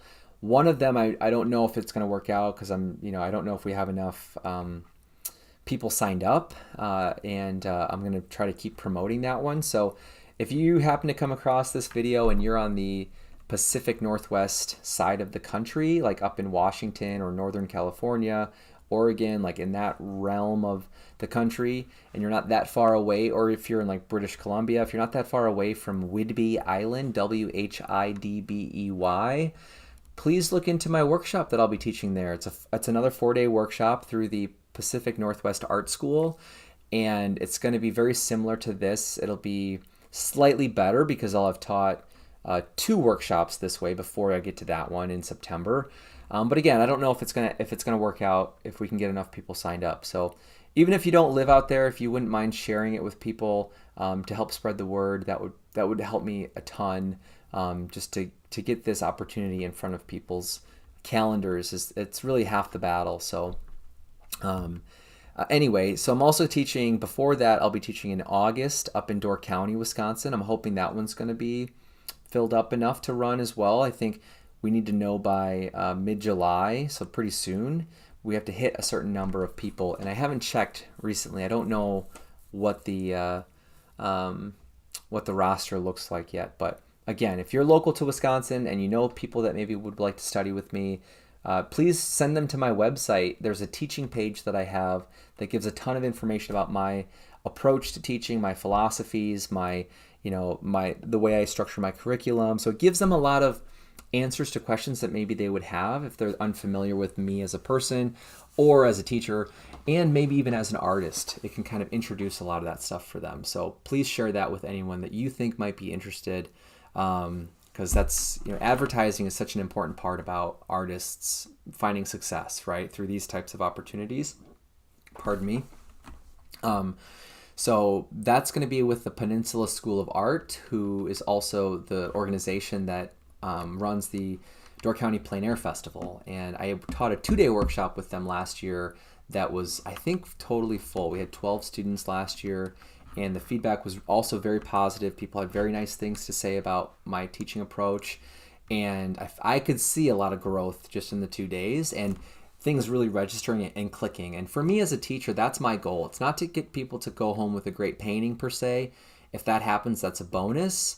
But really it's about, do they understand these principles and this language? Are they becoming more fluent in this language of visual art, right? Because we're communicating ideas, and the more fluent you are in that language, the easier it is to know what you're trying to do, how to do it, if it's working, if it's not working. So it's more of a recognition type of way of teaching, right? It's getting people to make sense of these things that a lot of times we miss when we start painting. Unless we go to art school and we have good teachers, that's really the only way we start to learn that stuff. You know, again, that's a generalization. It's not like you can't learn things on your own, but I think having a mentor type of role model there to help communicate these different pieces of this language in ways that make more sense, it can accelerate the learning process. And I think I've learned through multiple workshops now that that's really the benefit of a workshop, is that it's a way of accelerating your growth process as an artist and as a student, because we never stop learning, really. You know, honestly, that's how it is. We just have to keep this studious mindset to keep getting better, you know. That's how I feel anyway. And so after those first 2 days, we decided to go to Eagle Point Park, which is a very well-known park with a really big scenic overlook of the Mississippi River and the bluffs. And we went there both of the second 2 days, on Saturday and yesterday on Sunday. And every day we met at 8:30, and we would hang out until 4 to like 6:30. It really varied depending on the day. And I was always around until like 6 or 6:30 every day. Still chatting with people that were still hanging out and painting. But this was the setup for my demo that I did, and I wish I would have gotten farther on the demo, but I struggle with, again, distilling information. And people, however, in the workshop were very reassuring and had very positive reinforcement that like they'd rather hear me talk about the process than just watch me paint without talking. So I really took that to heart afterwards, and I feel better knowing that like they can learn a lot just by hearing me think through what I would do if I was going to keep painting, or why I'm doing what I'm doing during the painting. So I've learned that that's really valuable to witness and to listen to and to ask questions and engage with. So that's really what it was like. But the flip side of that then is they don't really get to see like a finished, refined idea in painting. And then after the first day, we did a 2-hour critique where we went one by one and looked at everyone's paintings as a group, and it gave the artist an opportunity to share their goal and their process, and it gave the group a chance to share their own sort of feedback based on this language we've been practicing, you know, finding fluency with, right? So it gave them the opportunity to use the terminology to identify where things were happening based on the slides and my presentations. And it helped us to hear it and to say it and to think it and to just put it into practice, right? That way when they are done with the workshop, they know how to use all of these things and to be really intentional. And to understand what their goal is. I think that's really important as an artist, is to register, well, maybe I'm not trying to make a Richard Schmid painting, or maybe I'm not trying to make an Edgar Payne painting. I'm trying to make my painting here and now, and this is what I like about what I'm looking at, and this is what I want to try to communicate, right? Those are very simple things to understand or to recognize, but they're very easy to overlook, and then we lose track of that stuff. So anyway, that's, for me, those are the key things to push in my workshops. So it was a 2-hour critique. It wasn't meant to be that long. And by the end, the 6 people that were still there were just kind of like fried, you know. They were happy, and they said this was great, and they loved it, and they're glad it went that long and that we spent that much time. So that was good, because I was afraid people were going to be like, that was too much, and we're tired, we don't want to do this, you know. So it was really, overall, just a great experience all day, every day for that workshop in Dubuque.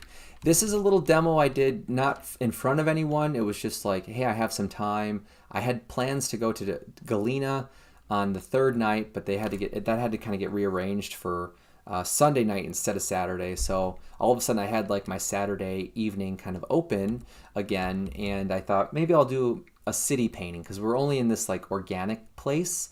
I wanted to show more of a geometric kind of subject. So I made this really quick alla prima, like 45-minute painting. It's 8 by 10 inches, and you can see it's of this street view. I started kind of like that Traverse City painting. I was initially drawn to the relationship of light and those shapes and that glowing contrast of chroma. So again, being in a workshop, not only are you seeing slides of my examples, of other examples that I've compiled and I've really curated as a teacher with text, and I'm doing demos. It's like everything kind of informs everything else. So what I like about the workshop this time around, and some of my other workshops, is that I feel like it's more about creating an environment and an atmosphere that's suitable for learning, right? And that's the thing I think that I've learned is most important to prioritize. It's not about me making great paintings and them watching me make a great painting. It's about them feeling more confident in trusting themselves as the artist to go out and make the paintings that they want to try to make, And even if they're not at that level right away, as soon as the workshop ends, I feel like they're more equipped to study either solo as an individual or to create a community to continue to learn from. And that was a lot of our conversation, is how do we bridge from this 4-day experience to keep that momentum going, right? Because oftentimes we're like, I know what I want, I know what I'm doing. Then we get home and 4 days later we go to paint and it's like you did the same thing you were doing before the workshop, and you kind of relapse and forget all that stuff that this like intense, experience you just went through. So it was really nice during yesterday's last day. At the very end, we did another critique. It wasn't like a 1-by-1 thing. It was more general, looking at all the work on the tables from the second day. A lot of the paintings were continued from the day before. Like, people didn't finish on Saturday, so we went to the same place. They knew a little bit more. They could refine things. They could add to things. They could push the view of things around a bit better, with more intention, right? That's super important, is to know what you're trying to do. So it helped, I think, going back again to the same place. And then, just for the sake of time, I had to go to Galena. People were, by that point pretty fried, and we just tried to keep it within like an hour. And I think we were just over an hour for the critique. And a lot of what I talked about during that critique was philosophical and giving people some advice on things I think would help them now that they're going to leave this environment, and identify things that I thought were really effective across the work, or really interesting, or relate to different levels of the process. So again, I'm telling you this right now in the video as some context for, while it's really fresh in my mind, because I'm going to forget what all of this was like otherwise. It's really easy for me to kind of start to become future focused again and forget what I just did. So it's helpful for me, and I'm hoping it's helpful for whoever's watching this right now, that if you're ever thinking about taking a workshop with me, this is what you can expect. It's like, you're not going to come out of the workshop going home with the same painting. Not everyone's going to make this like, here's a Hector Acuna style painting, and now I know how to paint like Hector Acuna. To me, that's not useful at all. It's useful in the point that, like, now you understand more about my approach to painting, but I think painting is bigger than that, a lot bigger than that. And I'm saying this right now as a way to invite you to consider taking workshops with me for those reasons. So if you choose to sign up for a workshop with me, that's what you can look forward to, and maybe even kind of prepare a really good kind of learner's mindset through. And if you don't prepare in any way, that's okay too. I kind of style my slideshow, or design the slideshow to be ready for anyone who's coming from any background, right? So as a teacher, my goal right away in the first hour of my presentations and my discussions is to level the playing field in a way that all of us now are standing in the same position in this idea of progress and this idea of learning. So it's about establishing so many of the same things where we all understand what it is we're talking about and what it is we're trying to do. And that's really hard, I think, if you don't take that extra 30 minutes or hour of time to really ground the classroom. So I'm really happy with the way that all panned out as well. So these are just pictures from our last day, and this is a picture here of that last critique. So you can see it's more casual. There's not an easel. It's just looking at the paintings and this open discussion. And it was more about inviting them to be more active in participating in the critique, and to sort of steer what we can talk about. So I opened the floor a lot to be like, what do you see, or what did you think today? What was your experience? what did you take away from, today versus yesterday, or how did yesterday help you today? And, again, to really activate the painter's mindset. So now I'm a believer, if you can do it once, you can do it again, right? So if we're talking in this way, that maybe feels very like, this is very philosophical, or this is very like high art. It's like, hey, I'm doing this thing that maybe I felt was inaccessible before. It makes it more approachable. And I think as a teacher and in a classroom, it's really important to give people that sense of confidence that, hey, we all are able to talk about the process and to identify things and to share ideas in this really cerebral way. I think that's really powerful when we think about learning. So for me as a teacher, this trip and this workshop was incredibly fulfilling.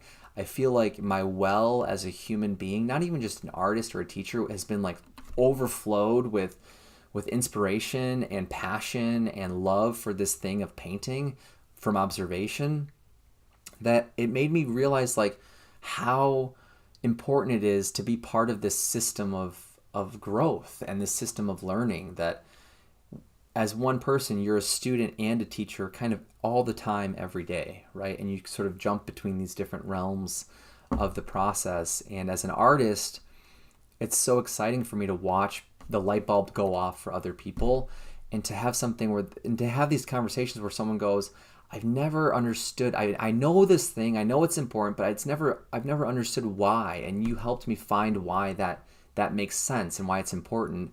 As a teacher, my heart just explodes, and I just feel so overwhelmed with gratitude and fortune that I get to do stuff like this and feel this purpose in beyond being a painter and beyond being an artist. It's about stuff like this that really counts, I think, in our lives, that like we can make this really positive and exciting, impact for someone else to feel that same passion that I have as a painter, right? It's like, isn't it fun to think of value and color and like color theory and composition and texture and philosophy and like your voice and your life and time and like these big things too. Like it's exciting to really ground ourselves in the present moment. And I think this workshop really did that for me. And I think it did that for the students in a really, really beautiful and maybe surprising way too. And I'm grateful that all of them took this leap to trust me as a teacher to structure that 4-day experience for them.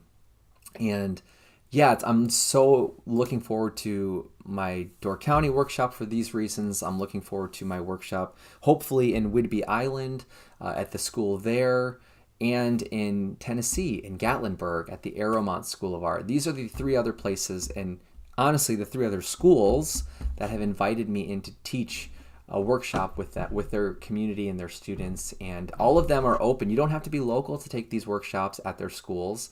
If you can afford to make the travel to get there, to take the workshop fees, if you have all the tools, whatever you can do to get there, I really believe it's going to be worth it. It's not just about the result or the product, right?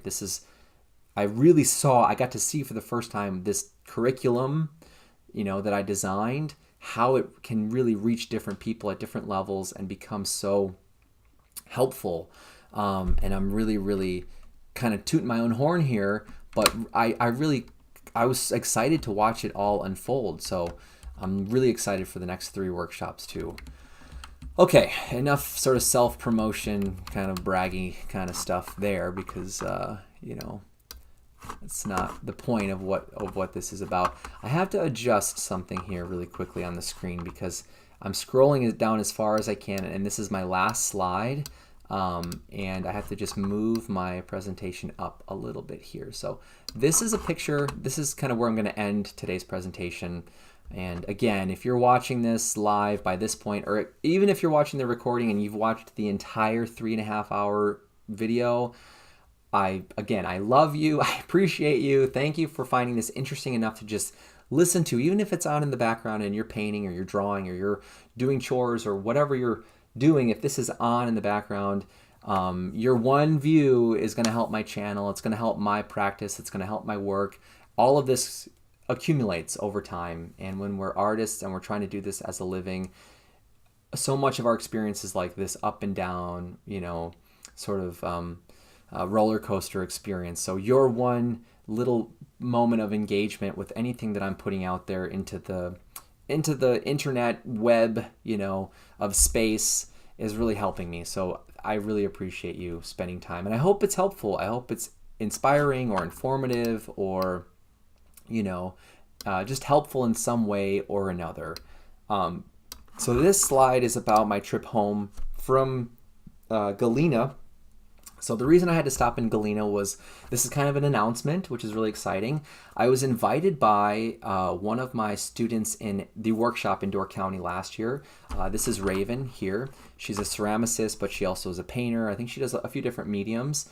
And her husband, I believe, David, live in Galena. And they're both potters, actually. They're both ceramicists. And they do a lot of really beautiful work, like wood-fired pottery and wood-fired sculptural kind of hand-built stuff too. And she was a really great student in the Dubuque County workshop. Her attitude and her energy was really inspiring, I think, not just for me, but for the group, among other people in the group too. It's not always one person that can shape a whole environment, but together we influence that classroom setting, right? So I really appreciated her openness to trying things, her focus on applying the information, and her level of just being experimental and just trying things with her paintings. And anyway, so we've been in touch online. She's sort of followed my paintings online and been very supportive and encouraging, and really, again, complimentary on the workshop and my ability to teach. So it's nice when people are so positive and they're very excited about what I've done in the classroom too, which I really appreciate. But anyway, she opened up this new studio, or this new gallery called Burnt Sienna Gallery in Galena, Illinois, with her husband and partner David, and they've been starting to bring in artists to represent in the gallery. And they had their first opening, I think, last month, which unfortunately I missed. I didn't have any paintings with them at that point, so I just dropped off 3 paintings with them yesterday, and they're paintings I've talked about on my channel before that I was initially offering through my website. And selling paintings on my website is really hit or miss. I think buying art online is really challenging. It's hard to really see and feel the painting.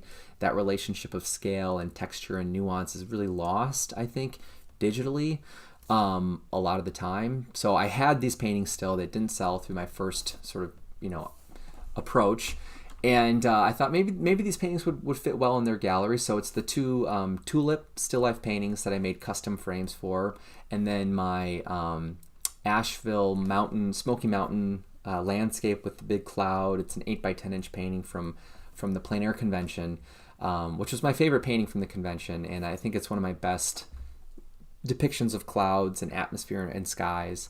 But those were the 3 paintings that I brought them, and they were really excited about all the paintings. They're happy to have them in their gallery, which is really exciting for me. And they're now available through the Burnt Sienna Gallery. So if you'd like to purchase any of those paintings, the prices are I didn't change the prices. They're still the same price they were on my website. So the nice thing is that if you purchase the painting through the gallery, you're really helping the gallery, and you're helping this community of artists that are presenting their work in this really beautiful space that they've created. They literally added on this beautiful room that we can see in the picture here, this showcase room for the gallery that's brand new. There's these beautiful big windows where you can see their horses in the pastures, their goats in the backyard, and those fields. And it just feels like a perfect place to exhibit and share and connect over handmade artwork. So being in the gallery is a treat. And it's a great opportunity for those reasons, but to work with such really nice and thoughtful and caring people who are caretakers of art and they're artists, for me, is really exciting. So I'm looking forward to this relationship with their gallery, and to just offer more of my paintings in different places around the Midwest. Galena is a really cool city if you've never been. It's very historic. Ulysses Grant, I think, either grew up there or lived there for a majority of his life. He was one of the presidents. I'm pretty positive on that, but maybe I'm wrong. And I've been there 2 or 3 times for trips, field trips in school, but then also camping trips. So it was fun to be back in Galena for a few minutes. I wasn't there for very long, but we took this quick picture, and they gave me one of their mugs that they made by hand, and it's honestly probably one of the coolest mugs that I have here at the house in our little mug collection. So I'm really excited to drink. I used it today actually for my coffee, but I think that's my cue to stop the slideshow and the presentation. It's been a very long presentation, but rightfully so. June, as you can see, was a very busy month for me. I covered a lot of ground in today's video, but a lot of this was also because I met a lot of people. I had a lot of really great memories that were made over the month of June in 2024, and I'm just so exhausted, but in the best kind of way, right? Because it's so many of these things were different. They were activating different realms of my process and inspiring me in different ways. And I'm looking forward to seeing what July has in store. Maybe I'll do a monthly recap for a few of the really busy months this year. It's easier for me to do one long live stream than a bunch of short ones, just because my schedule is getting really kind of packed with these different back-to-back events. But I suppose what I can talk about as I sign off here today is the schedule that I am looking at now for. I apologize for this movement of the presentation here. This is kind of a last minute thing I'm going to do. I'll just show you a couple things on the website, some reminders. Just trying to bring this down towards a more manageable size. So this again is my home page. I should probably take my update thing down. So anyway, if you're interested in keeping up with what I'll be doing the next few weeks and months, I am my next event is going to be the Door County Plein Air Festival. That's going to start on the 21st of July. I have a trip, kind of a personal trip planned prior to that. That's going to make July kind of a crazy month. I'm not going to talk about that right now, but maybe later on I'll recap that in a video. But that's my next kind of painting event. And then around that same time on the 26th, there's an opening for a group invitational show where I'm exhibiting one of my favorite recent studio paintings. I have to finish making the frame for it actually today and tomorrow, or when I get back from this other trip. There's a lot going on right now for me. So if you've reached out to me recently, or you're trying to get in touch with me, I just want to do this sort of open apology because my calendar, my schedule is really ramped up recently, and it's going to stay pretty busy, I think, until October. Which is great. It's good. I'm not unhappy about that. I'm grateful that I'm busy and I have opportunities, and there's a lot to look forward to and think about and work on. On the flip side, it makes keeping up with everything just more of a challenge. So that's what's happening in July as of right now. So maybe I'll see you at some of those events. That would be nice. And if you're in those areas, please look for my work. Again, if you want to share my teaching page, this is the page I'm talking about. So you can just go up to the URL and copy and paste the link if you want to share that with anyone. On this page, you can get to the workshop information. They're all hyperlinked in the titles, so that'll take you to the school pages with more information, material lists, costs, who to contact, how to register. All you have to do is click on the workshop, and it'll give you that information. And the dates are all here for you as well. I do some art coaching and mentoring privately. It's more of a local thing if you're in Southeast Wisconsin. I'm actually probably going to pause this for the next month or two because I have so much happening. But I just want to make sure that's on your radar, that I offer that in the fall, especially in the winter time when things slow down. For me, that's the best time to do that. I'll be adding some new testimonials here to my website soon from feedback I got at other workshops. I'm hoping to get some more feedback from students that were in this Dubuque workshop. So later today, I have to email all of them with my feedback form, which is actually linked right here. So if you've taken other workshops with me and you've never shared feedback, there's a link, another hyperlink right here. You can tell by my cursor. If you click on this underlined part of the sentence, it'll bring you to that same exact form that I'm talking about. This is all of my teaching stuff here. Check that out if you want to study with me. I would love to share a classroom setting with you, whether that's outside or inside or both. Ideally, it's nice to have both because we can learn a lot from a presentation, like a a digital Google Slides presentation. And last but not least, a little shameless plug as I wrap up here. If you want to support me and my work, and you want to collect my work, if you want to become one of my collectors, I'm so grateful for my collectors, people who appreciate and provide time and space for what I make. My collectors, thank you. If you want to become a collector, all you have to do is buy one of my paintings, buy something from my shop or from one of these galleries that represent my work. So again, the difference between buying from my independent shop and the gallery is that you can also support the livelihood and the continuation of a community of multiple people and multiple artists if you decide to first check out what's available at these galleries. So one of the things that's great about being part of a gallery and being a gallery artist is that I'm part of a family and a community of people, and together we are finding ways to sustain all of our practices and our livelihoods as artists. So it's really an honor to be part of a gallery, and it's something that I certainly want to try to keep balanced in a very happy way. So there's just different things that are available through my website or through the galleries. I have a couple of original paintings here. Some of them now I have to go in and make unavailable because they're available at the gallery. But reach out to me if you see something in my portfolio. It doesn't say private collection. You're wondering if it's available. I can help answer any of those kinds of questions. And then if you're, maybe you're a new collector or your bank account is probably similar to mine, and you want to support me, but maybe you can't afford an original painting, or maybe the painting you want is outside of your budget. Other things you can do to support me is to purchase reproductions. So I've got this print page where there's everything here has to do with printing, whether that's hand printed with a spoon and applying pressure to transfer ink, like some of these prints were made. These are pretty old. These were from Michigan. There's stickers that I order from a couple of my studio surreal kind of paintings. And then I have all three of my zine, my books, available here as well. And I'm going to be updating my website. I don't know if it's possible to do it on my website, but keep an eye on it.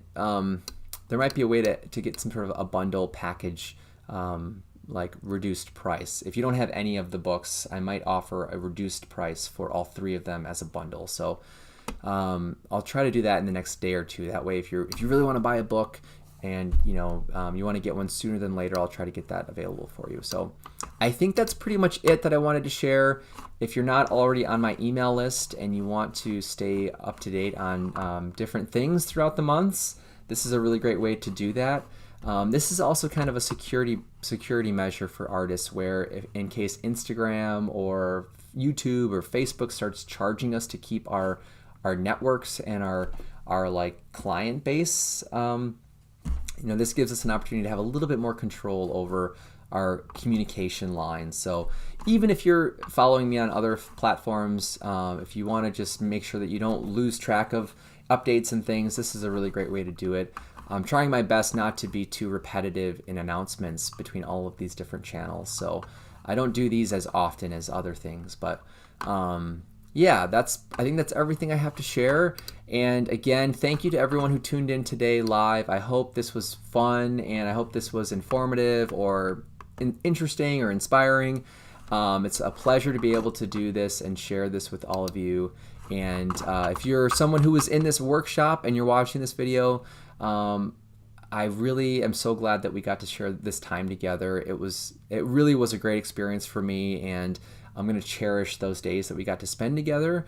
And you really helped me in more ways than you maybe realize through that workshop. I learned a lot about teaching and about my approach to teaching, and really focusing on what's most important. So I wouldn't know that if it wasn't for all of you. So thank you to all of the 12 students that I had in the workshop.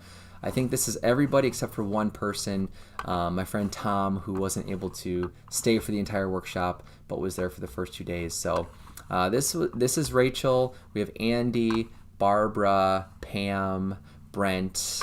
We have, oh my gosh, no, Deb, Otto.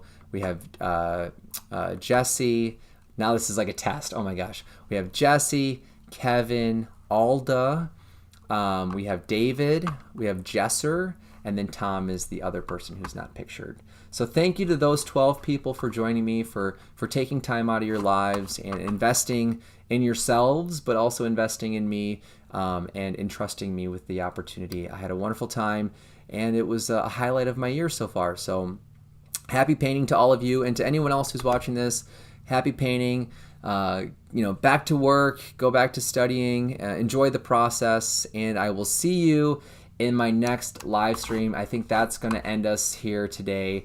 Enjoy the rest of your day, and thank you to everyone who's here on YouTube supporting my work. I really have been enjoying what I've been able to share here on YouTube. I really like this format in doing these presentations. So if you're not already subscribed and you want to keep up with future live streams and videos, make sure you subscribe. And again, my name is Hector Acuna. If you have any questions, feel free to reach out. I think that's it for today. So I'm going to go pick up some lumber and hopefully start building some frames for Door County and my panels. I got a list of things I got to get to. So that's it for today. Stay tuned for more. I hope you have a great month, and thanks for watching. Take care, everyone, and see you in the next video. Goodbye.